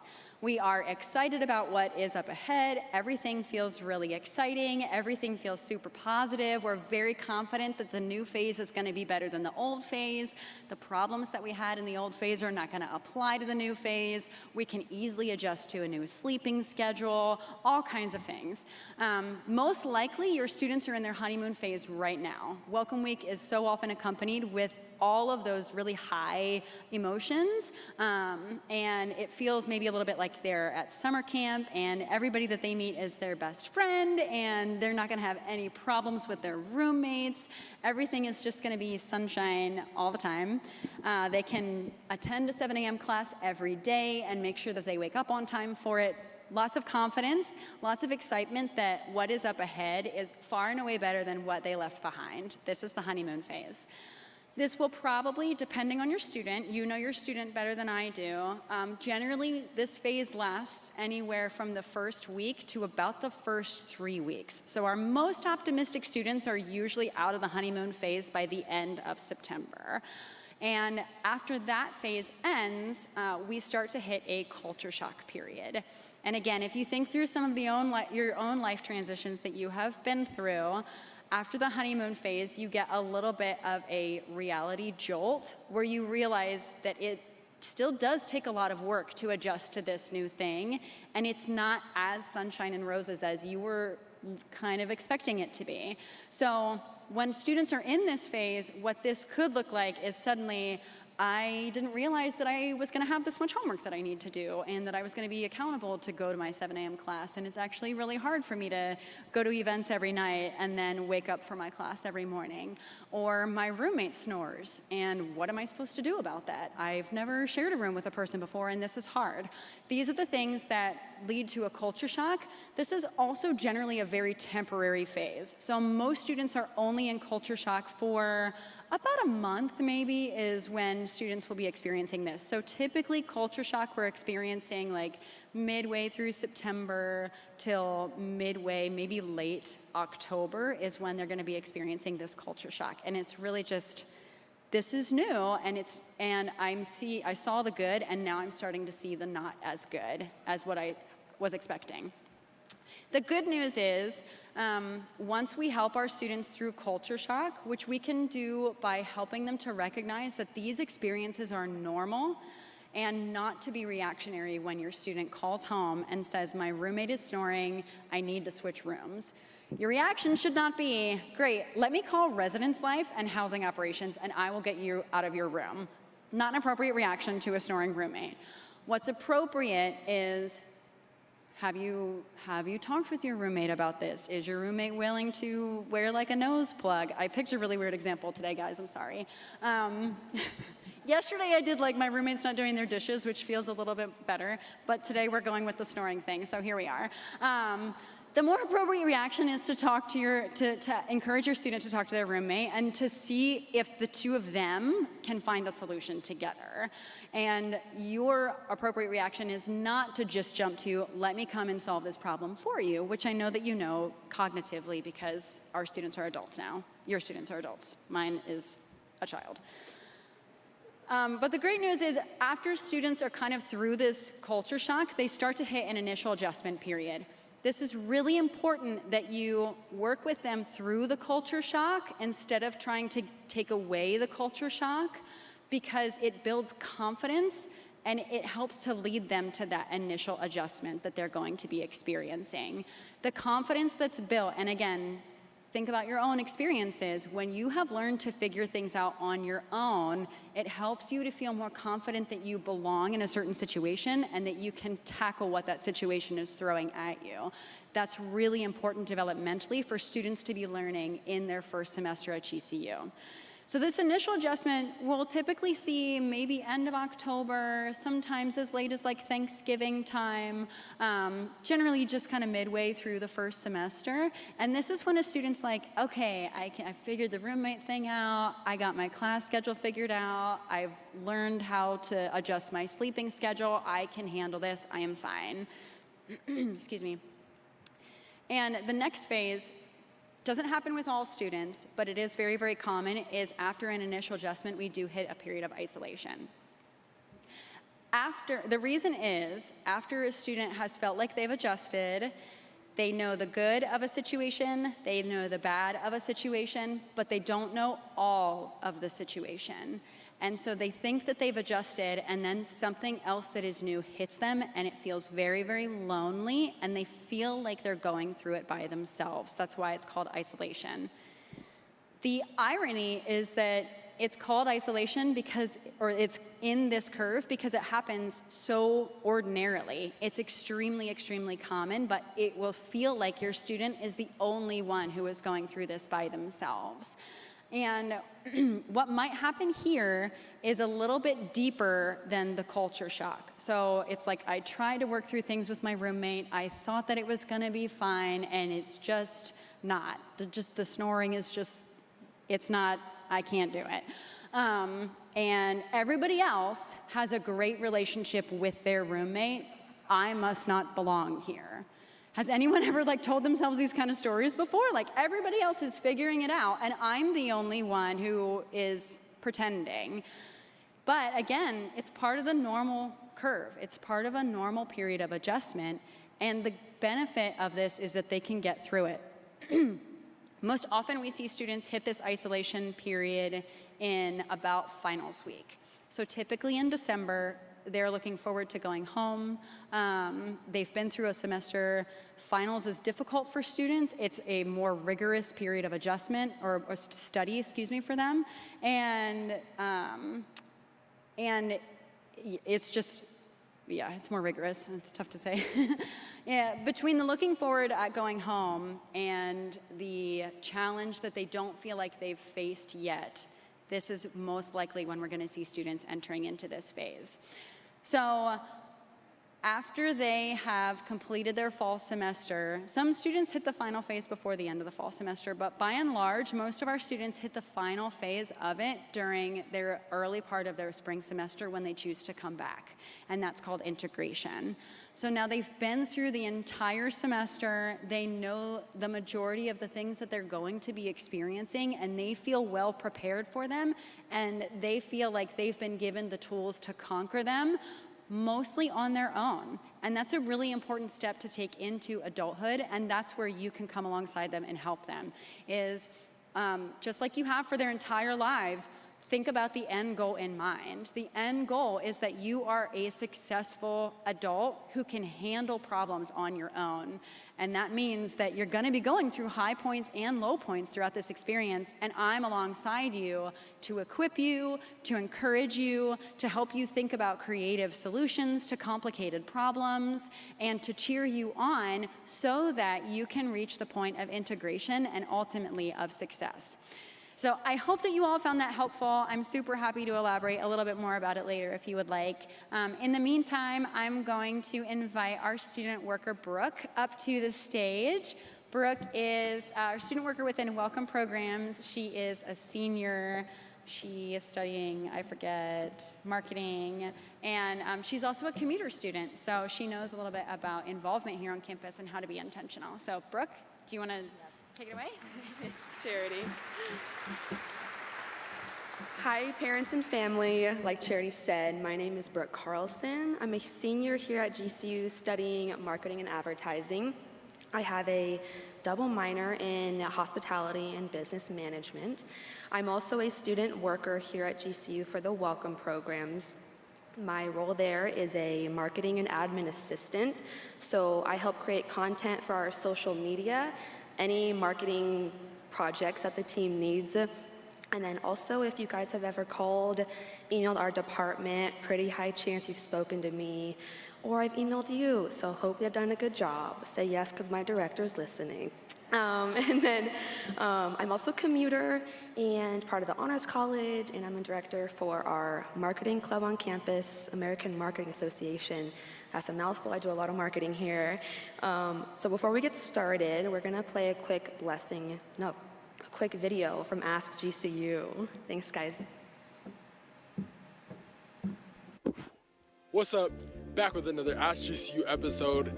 I'm your host, Jaden. And I'm Aldrich, and today we're going to be looking at health and safety. Let's go check it out. All right. Today I'll be asking, do you guys have any experiences with student care, public safety, or like the health center? Yes, actually, I go to the health center. I had strep literally last week, and I got like antibiotics from the health center. They're super helpful. It's better than going to the doctor at home, actually. Well, hey guys, we are here at the Canyon Health and Wellness Clinic, and I am joined by Lauren. So Lauren, what do you do here? Hi, I am the front office manager, and I've been here for 11 years. We function as a doctor's office with an orthopedic physician, nurse practitioners, a psych NP, a dietitian, and even x-ray. Does your child need blood work? An IV? We got them. We also offer low-cost prescriptions. Our goal is to do our best to fit their medical needs. We offer scheduled appointments as well as same-day walk-in visits. To make your appointment speedy, it is important to have the portal forms filled out prior to the appointment. And you can find those on gcu.studenthealthportal.com. We look forward to taking care of your child. Lopes up. So look, I got some questions for you. Yeah, you guys want to ride? Definitely, bro. It's hot. Get in it. Okay, but only if you answer my questions. Okay. Public safety here is fantastic. They're on their game. Everywhere we see like public safety officers driving around with their cars and their golf carts. Whatever time of day it is, they're just going to be there, ask me for ID, and it just makes me feel that much safer on campus. And there's those like blue buttons that I just press. Those blue buttons are really nice. One press away from help. Hey Lopes, we're here at Public Safety, and I'm here with Hi, I'm Mert. I'm the Senior Campus Safety Manager here at GCU. So public safety really incorporates a lot of different things. When people think of public safety, they first probably think of law enforcement, and that is part of it. So we do have a police force specifically for GCU, which also works in correspondence with the local PD, which is Phoenix PD. Additionally, though, we also have over 100 guards that do the day-to-day operations of checking people coming into the booths, checking permits, IDs. We respond to calls, medical calls, fire alarm calls. We help also assist with transporting people that may be injured or do those types of things. Additionally, public safety also has our parking and permits. So students looking to get parking here on campus, they would come to building 80. Additionally, we do have lost and found. Lastly, if they need to file a report, they can come into our lobby and meet with one of our officers and file a police report. In addition to calling 602-639-8100, where they can file a report online as well. Public safety here, both our police and our guards are 24/7, 365 days a year. So we're constantly here being vigilant. We work all the gates at all times, and We work with various groups on campus. One of my buddies also used some of there's like on-campus therapy here. I know somebody who's actually used the counseling services here, and she really liked it. She did a couple group sessions, and then she actually got to go like every week for a little therapy session, which is super cool, and it's free. We have like 10 free counselors. The student care has been a really great resource. They're able to get you in and meet with someone who's able to help answer those questions. I feel like it's hard to find like good counselors like that nowadays, so I feel like GCU has really great counselors. So students should take advantage of the free counseling here. If they need it. Hey, so students go check that out, and it's approved, right? Approved, baby. Hey Lopes, it's your host, Jaden here, and today I'm here with Christina Tibbetts. I am one of the campus therapists with our student care department. Nice. Well, we just appreciate all your help for all the students. And what is student care? Student care is the department that provides mental health resources for all traditional on-ground students here at GCU. The student care office is the second floor of this building behind us, building 26. We're right up the stairs, second floor. You'll follow the signs to find our front desk. The mental health services we provide are all based off of clinical assessment. So if a student would like to speak with a therapist regarding any kind of mental health issues they might be experiencing, then they would come to our front desk. They could fill out some paperwork, and we would schedule them for what we call a consultation. And during that consultation, based off of the therapist's clinical assessment, they'll make recommendations or referrals based off of what that student needs. Another thing to know is that our services are included in the tuition that the student is paying to the school. So these services come at no additional cost to the student. You can find more information about our office and the services we provide, as well as see our team of therapists on GCU's website, housed under the Student Affairs section. To schedule an appointment, you do have to come in person. We were able to check out the health and safety services, and I hope you guys learned something, because I definitely did. What about you, Jade? I most definitely did. All right. So with that, we are going to start the portion of this orientation with our amazing panelists. First, we're going to welcome our health and safety. Please welcome Connie, Mike, and Rob to the stage.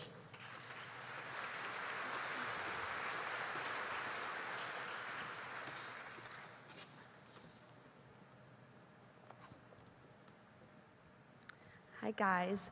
So, before we get started, would you please introduce your names and then a little bit about what you do here at GCU?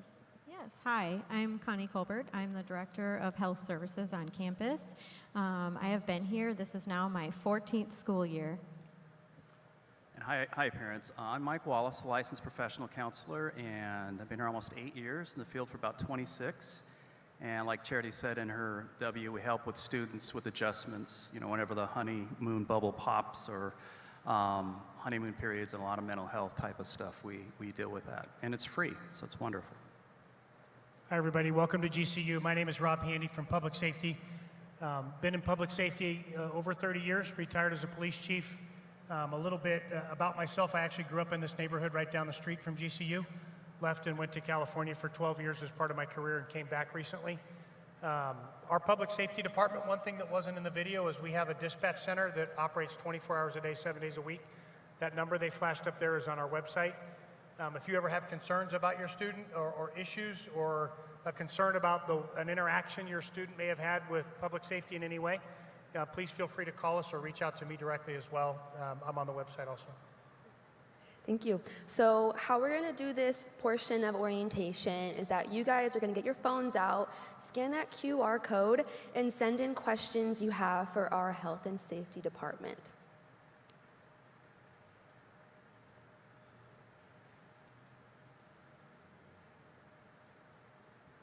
While we're waiting on questions, the number one question I always get is, what is the biggest safety issue on campus? And we could talk about scooters for an awfully long time. If you brought scooters, the question yesterday was, what's the number one crime on campus? And honestly, it's scooter theft. And if you brought a scooter, please invest in a lock. If you brought one for your kids, it might be a whole nother thing to get them to use that lock. But you would be amazed at how many scooters are around campus that are unlocked, and they get picked up by non-students or somebody that slips on campus that shouldn't be here and takes the scooter. So please be aware of that, and also make sure that your students understand theft of a scooter is is a problem that it is enforced here, and it can get them in some pretty significant trouble. So we don't want to see that happen. We want your students to be successful here, and we want to be partners in that success. And that's one of the areas that we tend to struggle a little bit with is the scooter theft.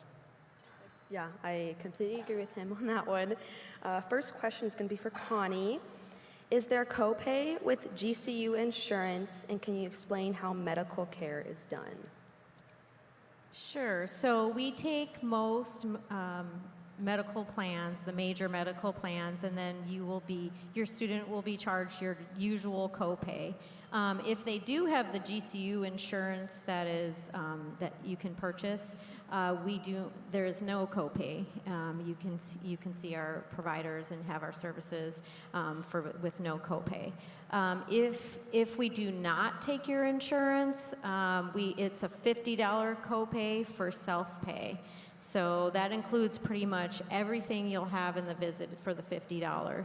There could be additional charges if we prescribe medication and you want to purchase medication on site. So we function basically like your own doctor's office and urgent care. We do have same-day appointments. We have 3 providers on most days that take all our walk-in appointments, and then several others that can take scheduled appointments such as physicals, and some other, kind of more well visits that don't need immediate attention. Great. Okay, question for Rob. Is campus safe at night? So I think everybody saw the guard gates that we have, right? So our campus is a closed campus. We have fencing around the overwhelming majority of campus. We try to fence every single portion of campus. We have a couple small private properties in campus where we have to allow access to the people that live there. We do try to keep the campus as secure as possible. There are 13 entrances and exits that are guarded with a public safety campus security guard. On campus is typically very safe, but at the same time, you have 18,000 students that live on our campus. We have 100 buildings here. You tend to have people that at times don't make the best of decisions. So we do have some of those instances happen. If you leave campus, especially at night, we really ask you to take a lot of precautions. Travel in pairs, be smart about where you're coming and going from. It's not a good idea to walk up to the QT at 2 o'clock in the morning to get a Slurpee that's down the street. It's just, we live in an urban environment. This is the 5th largest city in the country. There are crimes that happen around campus. Sometimes some of that spills onto campus. Very rarely does it spill onto our campus from the outside. Most of our safety issues really occur from inside, and that's when occasionally a student makes a poor decision. And we don't have that happen very often. It is a very safe campus and a very safe environment. Again, your student is much more likely to be injured on a scooter accident or a skateboard fall.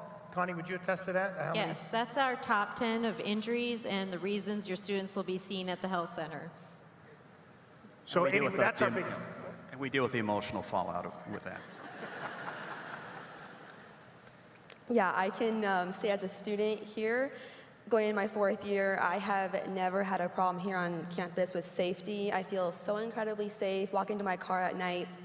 Like Charity said, I am a commuter, so when I'm done with classes and with my activities, I go home pretty late at night, and I've never felt, any kind of danger. And I know if I do feel unsafe in any situation, I can contact public safety. There's like those little blue buttons around campus as well, which are amazing. So, yeah.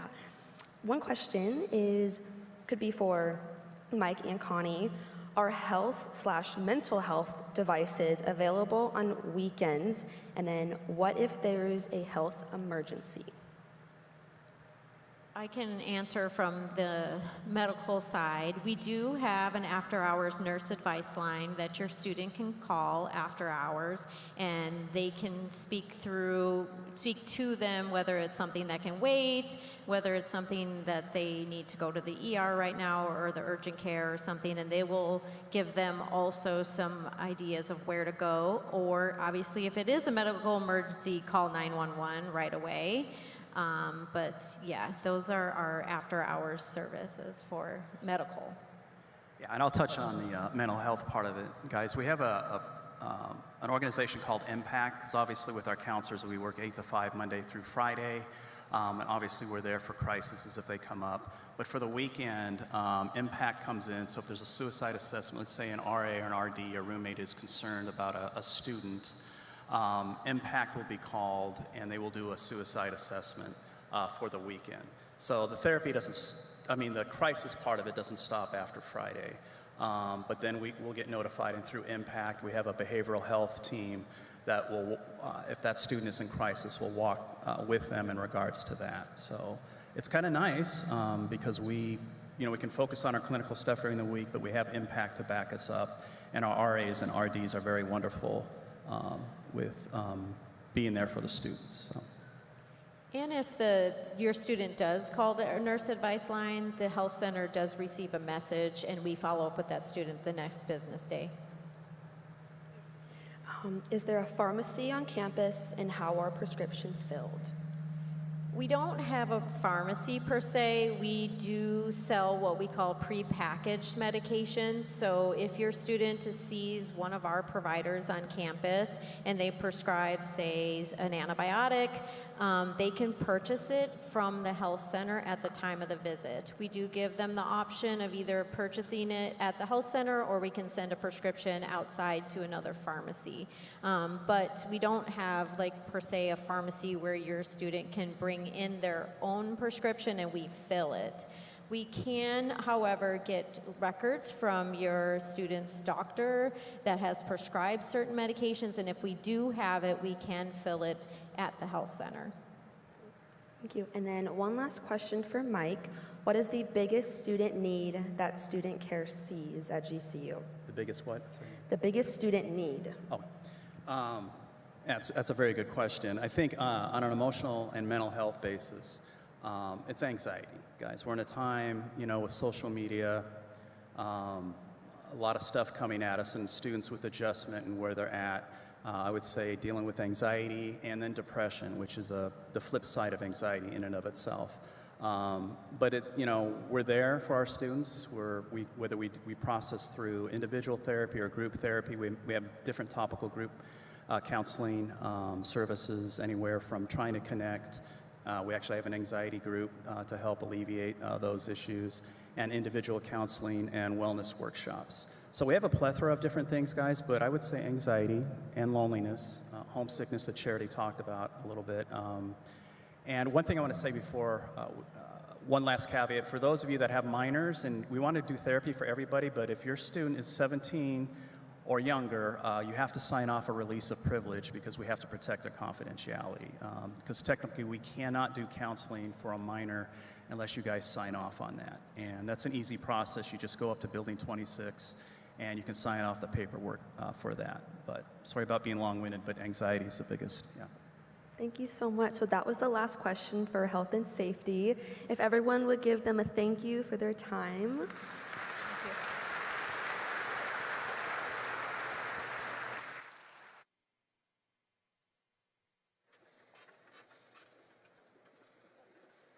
And then up next, we have our Living in Community. Please welcome up Holly, Eric, Mikkel, and Daniel.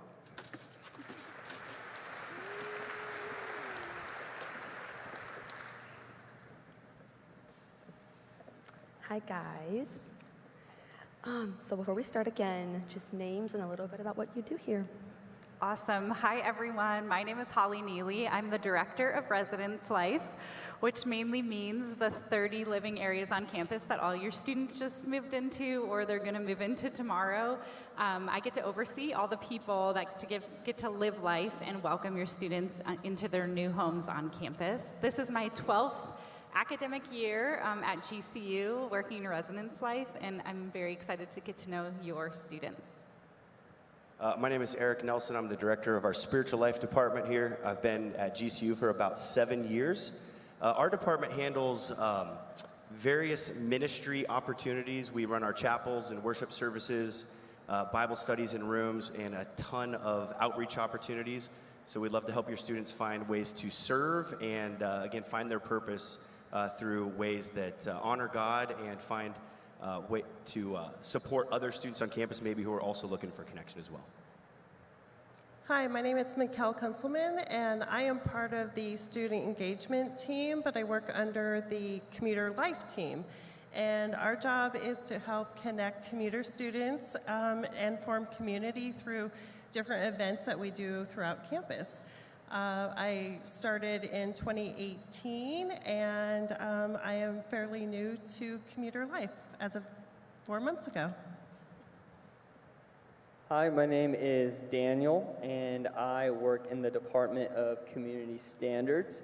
So, as Rob said, when a scooter is stolen, there are consequences for that. I'm the guy that talks to them about those consequences. So I am the least favorite person on this stage for your student. But yeah, so our goal is to walk through community standards violations with the students and find a path to redemption. Great, thank you guys. So just like last time, we're going to scan that QR code and send in your questions for living in community.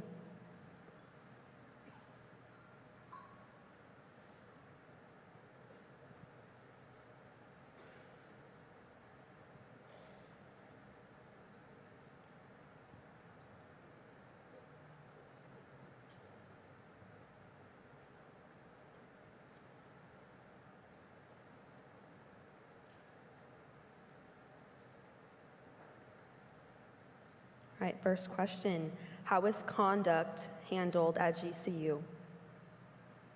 How is conduct handled at GCU? So we receive reports from either the RA, the RD, public safety, police department, anytime that there is a community standards violation on campus. And our job is to read the report and investigate. Once we figure out who was kind of involved in these situations, we bring them into our office and have a conversation and make sure that we get to the bottom of it, that we have the correct information. Once it's determined that a student has a violation, we'll give them the violation and sanctions assigned to those for the student to complete as part of their kind of redemption and responsibility process with us. Once they do their sanctions, they're in the clear, they're good to go. One thing that's important to note is that if a student does commit a violation, those violations are on their record for their entire time here at GCU. They never fall off, so something to keep in mind as they go through the year. Great, thanks, Daniel. Next question, how does my student find a church? Yeah, absolutely. So we are really committed to making sure that your students are aware of local churches here in Phoenix. So whether they grew up here in Phoenix and are looking for something nearby campus with friends, or they just moved to Phoenix today and want to find something that lines up with maybe a denominational background or whatnot, we would love to help them do that. Sometimes campus can feel like a bubble where it's like we've got ministries and everything here. We really do try to encourage students to get outside of that and connect to the local church, because when they graduate here, we want them to have the tools to succeed in that way.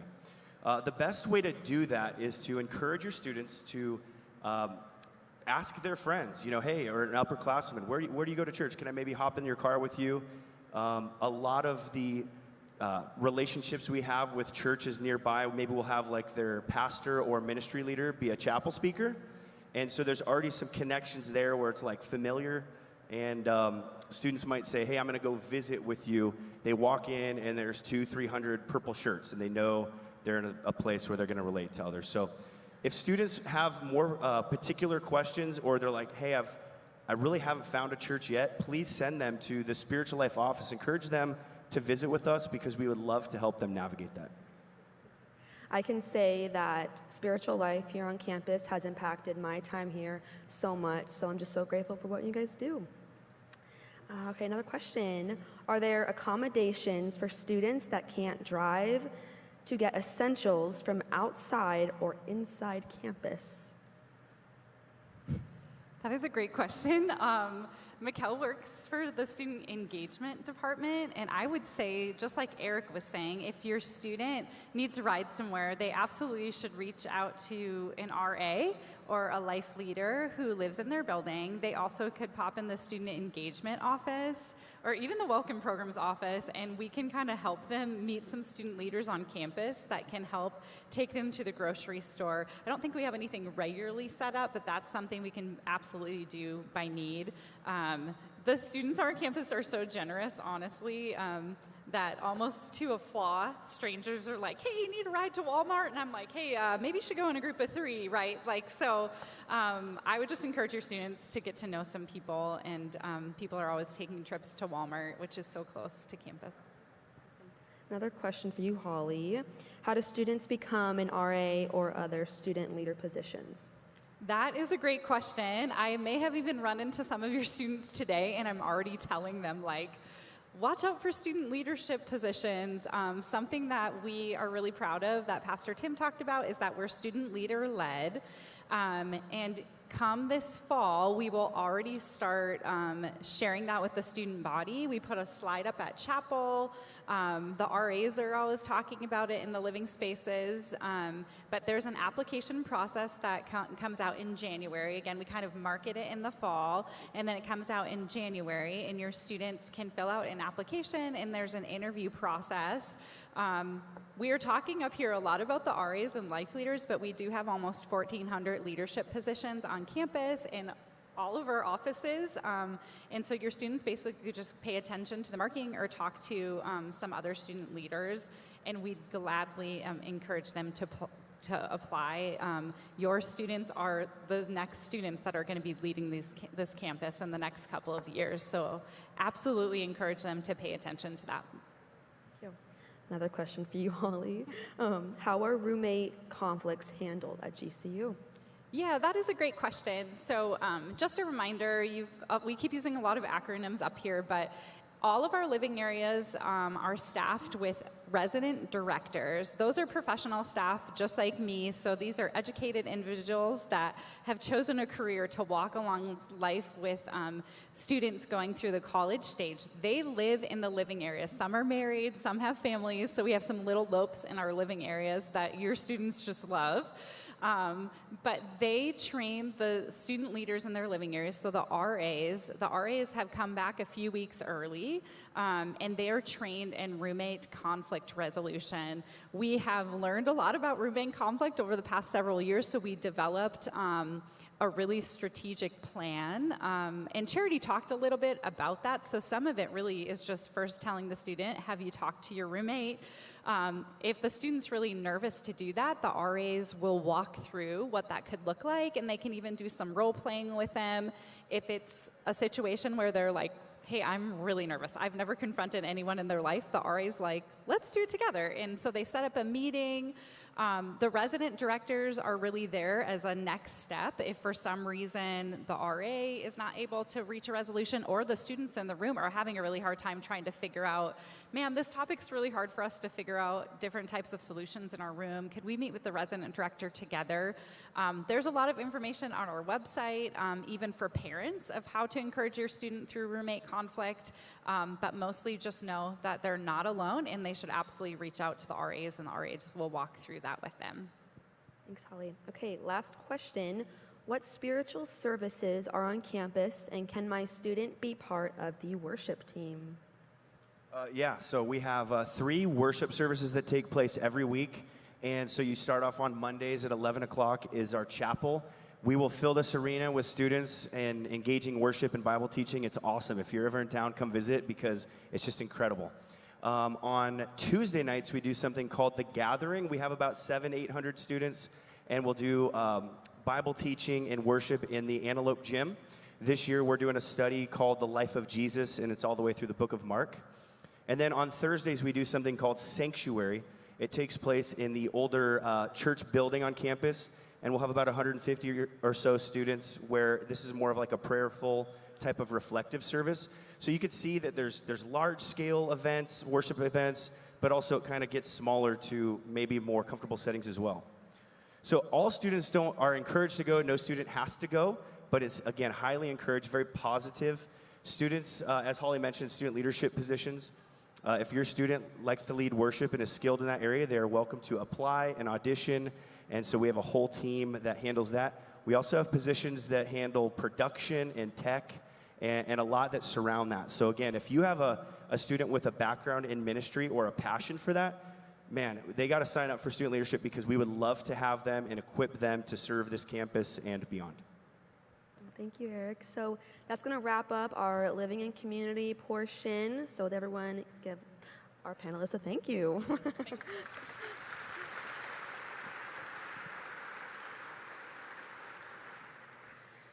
So next up, we have our academics and careers. We have Gian, Brittany, Marquise, and Michaela.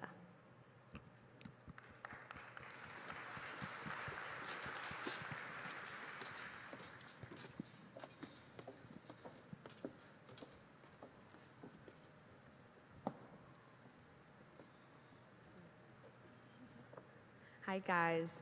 So same thing as the last two, share your names and a little bit about what you do here.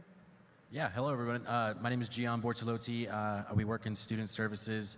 Essentially what we do is we're your student's point of contact when they get here. A lot of you have worked with your university admissions counselor up to this point, and now they transition to a student services counselor. So our primary focus is your student's academic and finances, but we like to refer to ourselves as your student's go-to person for pretty much all things.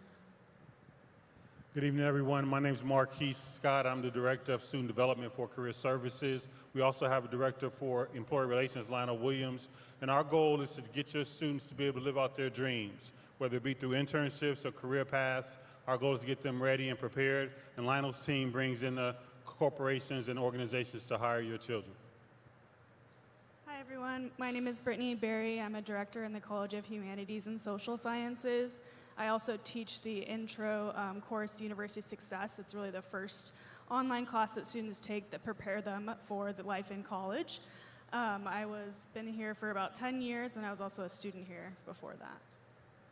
Hello, everyone. My name is Michaela Griffin. I'm one of the program managers with Academic Centers for Excellence.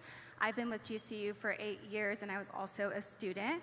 In Academic Centers for Excellence, also known as ACE, we are really focused on providing tutoring support to all of our students on campus. We work in conjunction with the library, so really our focus is to get students connected to all academic resources in order to help them succeed in their coursework. Thank you. So you guys know the drill. Send in your questions to that QR code for our academics and career. I actually have a question.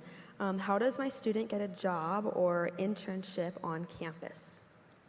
One of the things that students are learning in one of their first courses is about a system we call Career Connections. And Career Connections is a system that allows them not only to store their resumes and cover letters, but to look for jobs both on campus and off campus. They can also visit the Career Center, which is in Building 16, Room 104, and myself or someone on my staff will help them look for some of those opportunities and also prepare them for the interviews they're going to have. That's great. Thank you.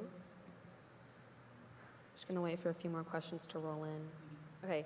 Is there tutoring available? Yes, there is tutoring available. We really focus on a lot of the first-year courses, so gen ed courses and then early courses within their programs. We also specialize and provide support for nursing, engineering, technology, and business courses as well.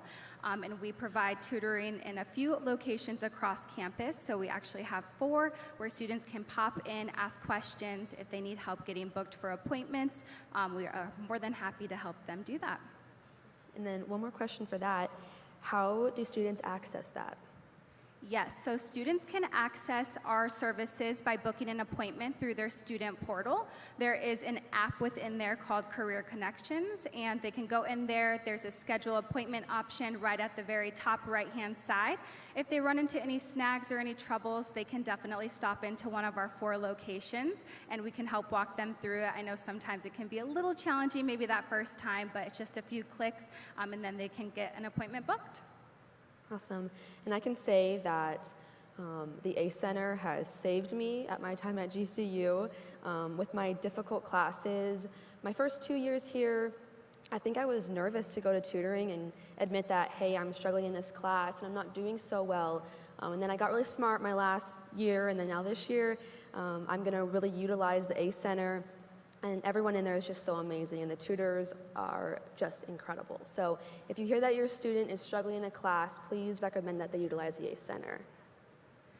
I wanted to add one thing. I know a lot of students maybe are hesitant to admit that they need some additional support outside of their faculty and maybe classmates. We do offer some group drop-in sessions as well, and so if that group setting might feel a little bit more comfortable for them, we do offer weekly course support on some of the courses that we see a lot of students maybe asking for some help in. How do we know who the student service counselor is?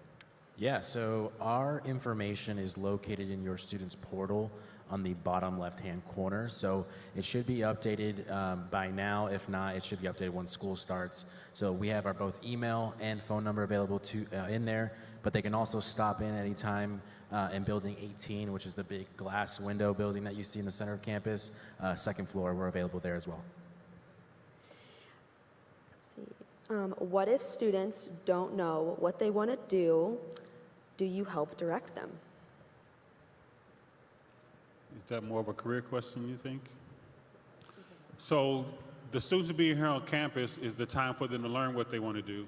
But that's one of the reasons we want them to do internships. And we encourage them to start looking to do internships after their first semester. We give them that first semester to learn about being away from home, how to manage their lives, how to manage themselves. But now, if I came here to learn about accounting and I think I want to be an accountant, and I go intern in an accounting office and I find that to be boring or not interesting, now I have more time to go do a different internship and find out what it is that I want to do. And then also by being in some of the clubs and activities on campus, that opens up their minds to different opportunities as well. And then visiting us in the Career Center also opens up some of those opportunities. I'll add to that too if I can. So our office, student service counselors, we will help them with the official process of changing their major. So we encourage those conversations to be had early and often to really get down to what is it that they want to pursue. And then we kind of tag team with other departments to say, hey, this is what you want to do, talk to them and they can help further guide that process in figuring out what it is that they want to pursue. And I would also really encourage your students to talk to their faculty in their programs. Our faculty are really employment driven. A lot of our adjuncts are still working in the field. So if they have an adjunct, they're working in the field. And all of our full-time faculty have a ton of experience and contacts. And they're really the experts of what jobs are going to lead to with what program they're in. And so really just encouraging that communication with their faculty member. They might help them kind of go into that internship route or help them kind of figure out if they're maybe in between two job paths. They can really help them figure out which one might be best for them based off of their skills. That's great, thank you. A few more questions. How do students request assistance with learning accommodations? So it's kind of more of an SDS question, but basically they're going to go into our Student Disability Services office. If they have any learning accommodations that they need, they can get connected with them, but either by email or by stepping into the office. And then they'll have to submit some paperwork just to kind of show what that accommodation is, and then based off of that paperwork, the accommodation will be added into all their classes automatically. And then their faculty will also be notified from the SDS office with a letter lining out exactly what those student accommodations are. So both the faculty member and the student will be aware. Thank you. Last one. Does FERPA prevent me from accessing my students' grades? Am I allowed to contact the professor? Yeah, so that'll fall under us. With FERPA, once school starts, it goes active on your student's account. So essentially what we do is we like to have your student take ownership of their account, of their education. So all of our communication goes through them, and hopefully they share that with you because we understand that parents pay the bills. So I know you're gonna wanna know about classes, finances, and all that stuff, but that FERPA does go into effect once school starts, so our communication then shifts directly to the student. But if you fill out an information release form that grants third-party access, which is in most cases it is the parents, we can have those discussions as long as that access is permitted. And we really do encourage students to talk to their faculty directly. All faculty on campus have office hours weekly where a student can come by, visit with the faculty member, talk about any struggles they might be having with their classwork or understanding the material or maybe their grades. President Mueller talks about it all the time, but we really do have the most readily available faculty in the country, and they are just here to help your students. So really try and empower your students to take that ownership and talk to faculty themselves. All right, so that is our time with this panelist portion. If everyone would please thank all of the amazing departments that just came up here.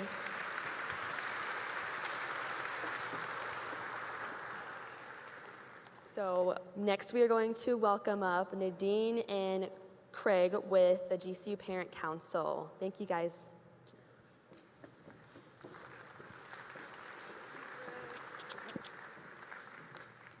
Thank you, Brooke, and our amazing panelists.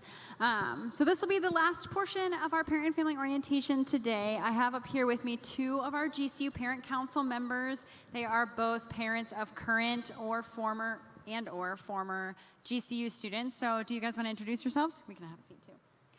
I'm Nadine Boykin, and I have twins here at GCU. They're in their second year, boy-girl twins, Sam and Ava, and they are moving in tomorrow. And I have to say, if you thought it was hot today, it was a record-breaking heat last year when we moved in of like 116 degrees. So I just want to encourage you that the heat is starting to fade for us native Arizonans, and we're thankful. Awesome. My name's Craig Bortz, and we're from the Seattle area. Is this one not working? Thank you. I can hear myself now. Craig Gortz, and I'm from the Seattle area. We have 3 students in our family that I'm helping pay for. One graduated last year, and she graduated with a forensic science degree and already has a job as a fingerprint analyst with the Sheriff's Department. They thought her education was stellar, and we're happy for that. And then our next daughter got married about 2 weeks ago, turned 21 on Sunday, and started driving down on Monday. And they just arrived a little bit ago. So I have a daughter who's doing leadership and management, and her husband is in electrical engineering. So they will be off-student or commuter students. Awesome. Yeah, thank you guys. So I'm going to share a little bit with you about how GCU works to keep you guys connected to the community here through the Lope family. So here's a couple of ways that you can stay involved just through some events that we host on campus or off campus or locally. So the first one is August 29th. It's later this week. It's Thursday, and it's the Lope family send-off. It's the first time that we've done this kind of an event for Lope families, but really the heart behind it is just to encourage you. It will be a time for worship together and prayer together. It is an event for the entire family. There's a session where your student actually gets to pin you. It's really sweet. So put that on your calendars. That'll be later this week. Then October 11th and 12th is GCU Family Weekend. Registration is open already. We would love to have you come back. The weather's a little bit nicer than it is in August, so you can come and enjoy Phoenix at a bit more temperate of a time. Then we host Fuel for Finals twice, which is just a time for parents to come and pass out snacks and prayer cards and to pray with students as they're preparing for their finals week. Like I mentioned earlier when I discussed the W curve, the finals tends to be really stressful. That tends to be kind of the lowest point with our students, and sometimes just praying with a parent or getting a hug from somebody else's mom really just does the heart good for the parents. So that's a super sweet event. And we also have a Lope Family Serve Day with a TBD date that will probably be in February or March, and a couple of other ways to get involved that we'll chat through here in a second. So first is just a little save the date for the Lope Family send-off on August 29th, like I mentioned. It's from 9 to 10 a.m. at the Sunset Auditorium. And then do you guys want to chat a little bit about Lope Family Hub? The Lope Family Hub comes out as a newsletter every so often, and I just checked to see when I got my last one. It was August 17th, and they had like all the emails that I might have missed were kind of in this one kind of send out, and it was nice because there was like sign up links in there for Family Weekend, and then if you're ever interested in Parent Council, the application link comes through that, and that's how I got involved. There's lots of great information in there. In fact, one of the articles is about the second year send-off, which of course caught my eye because that's where I'm at this year. So I feel like it's a super helpful informational piece, and it's super easy. It gathers all the things you may have missed and puts it in one email. Yeah, that's a great recap. So you should, in theory, automatically be subscribed to the Lope Family Hub. It's based off of the parent or emergency contact email that your student listed when they enrolled. So if you haven't been receiving them, then you can feel free to scan here and we'll get your account set up for you. This is also how you register for events like Family Weekend and some of the other, the Fuel for Finals and some of the volunteer events that I mentioned earlier as well. And if you're interested in joining a Elope Family Group, which are kind of local like chapters that we have all across the country, that all of our parent council members help to lead them. We also have other facilitators who are not formal parent council members who lead them. It's a chance to just get to know one another, to pray together, to do care package packing together, just to connect with people who are experiencing the same thing that you're experiencing, and yeah, just build a community in a more localized way. Those are also available, some of them on Zoom. They're not all in person. And then the last thing is if you two could share just a little bit about the Parent Council, since you are members of the Parent Council. So I got involved last year because I had some of the similar W curve experiences in my family, and I felt like when I talked to my other friends who sent kids off last fall, the same as I did, that I shared that with them because it was so helpful. And I felt like there was just a lot of thoughtfulness put into those kinds of things, and I appreciated it. And I got associated with some of the parents on campus too, and I just really wanted to be more involved and be a resource and answer questions if I could about that whole process with my two. And they had really great experiences here at GCU. I so appreciated the support they received in the dorms from their RAs and all the different supports that are in place. And I feel like with both of mine, they came to GCU not as solid in their faith as I might want them to be, and I have just seen them grown exponentially this last year. So I feel like, I mean, my parents' heart, of course, is rejoicing in that because they're transitioning to adulthood little by little. And I feel like being on Parent Council helps me to share that with others and encourage them. That's awesome. I think it's very intuitive that GCU set up Parent Council because it anticipates the fact that the student has transition, but so do the parents. And it gives you a place to go and talk to other parents who we went through what some of you for first time are going through. And it's really good to talk to somebody who has experience, right, and has navigated that. And so we act as a liaison, right, between the school and the parents in different ways. But one is through the Zoom groups and whatnot. But, you know, I think also that what Nadine said is true. My daughter, my first daughter who graduated, her first year on campus, I mean, she was kind of like a nomad. She was not really sure where always to go other than to class and to her room. But the next year she got into a group and then became an RA. And for the next year, 2 years, her life, social life just took off because it gave her a family entity. It gave her something to focus her attention on outside of studies. And she did great. The other part is finding a church.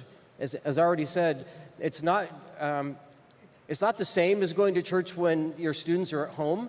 So they get to make choices about where they're going to go and who they're going to go with.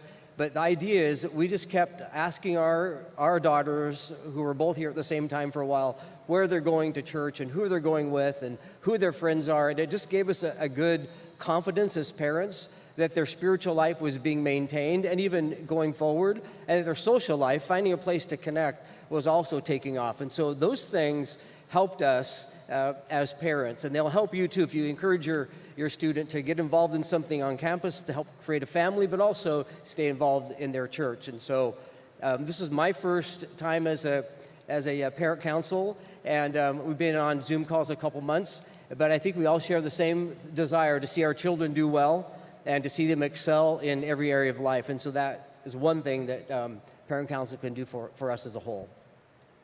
Awesome. Thank you, guys. I would love to spend more time being able to hear more of your wisdom, but we are actually out of time. If you have any more questions at all, a couple of the panelists are going to be hanging out in the lobby of the arena. You can also, again, call or text us at this phone number, or if you have any questions about anything at any point, you can email us at welcome@gcu.edu, and we'll make sure that you get directed in the correct way. So we'll go ahead and dismiss. We'll head out into the lobby. We are going to flip the arena for a Welcome Week event tonight, so I'm going to ask everyone to not hang out too long in here, but we can head out into the lobby. So thank you very much, and I'll see you out there.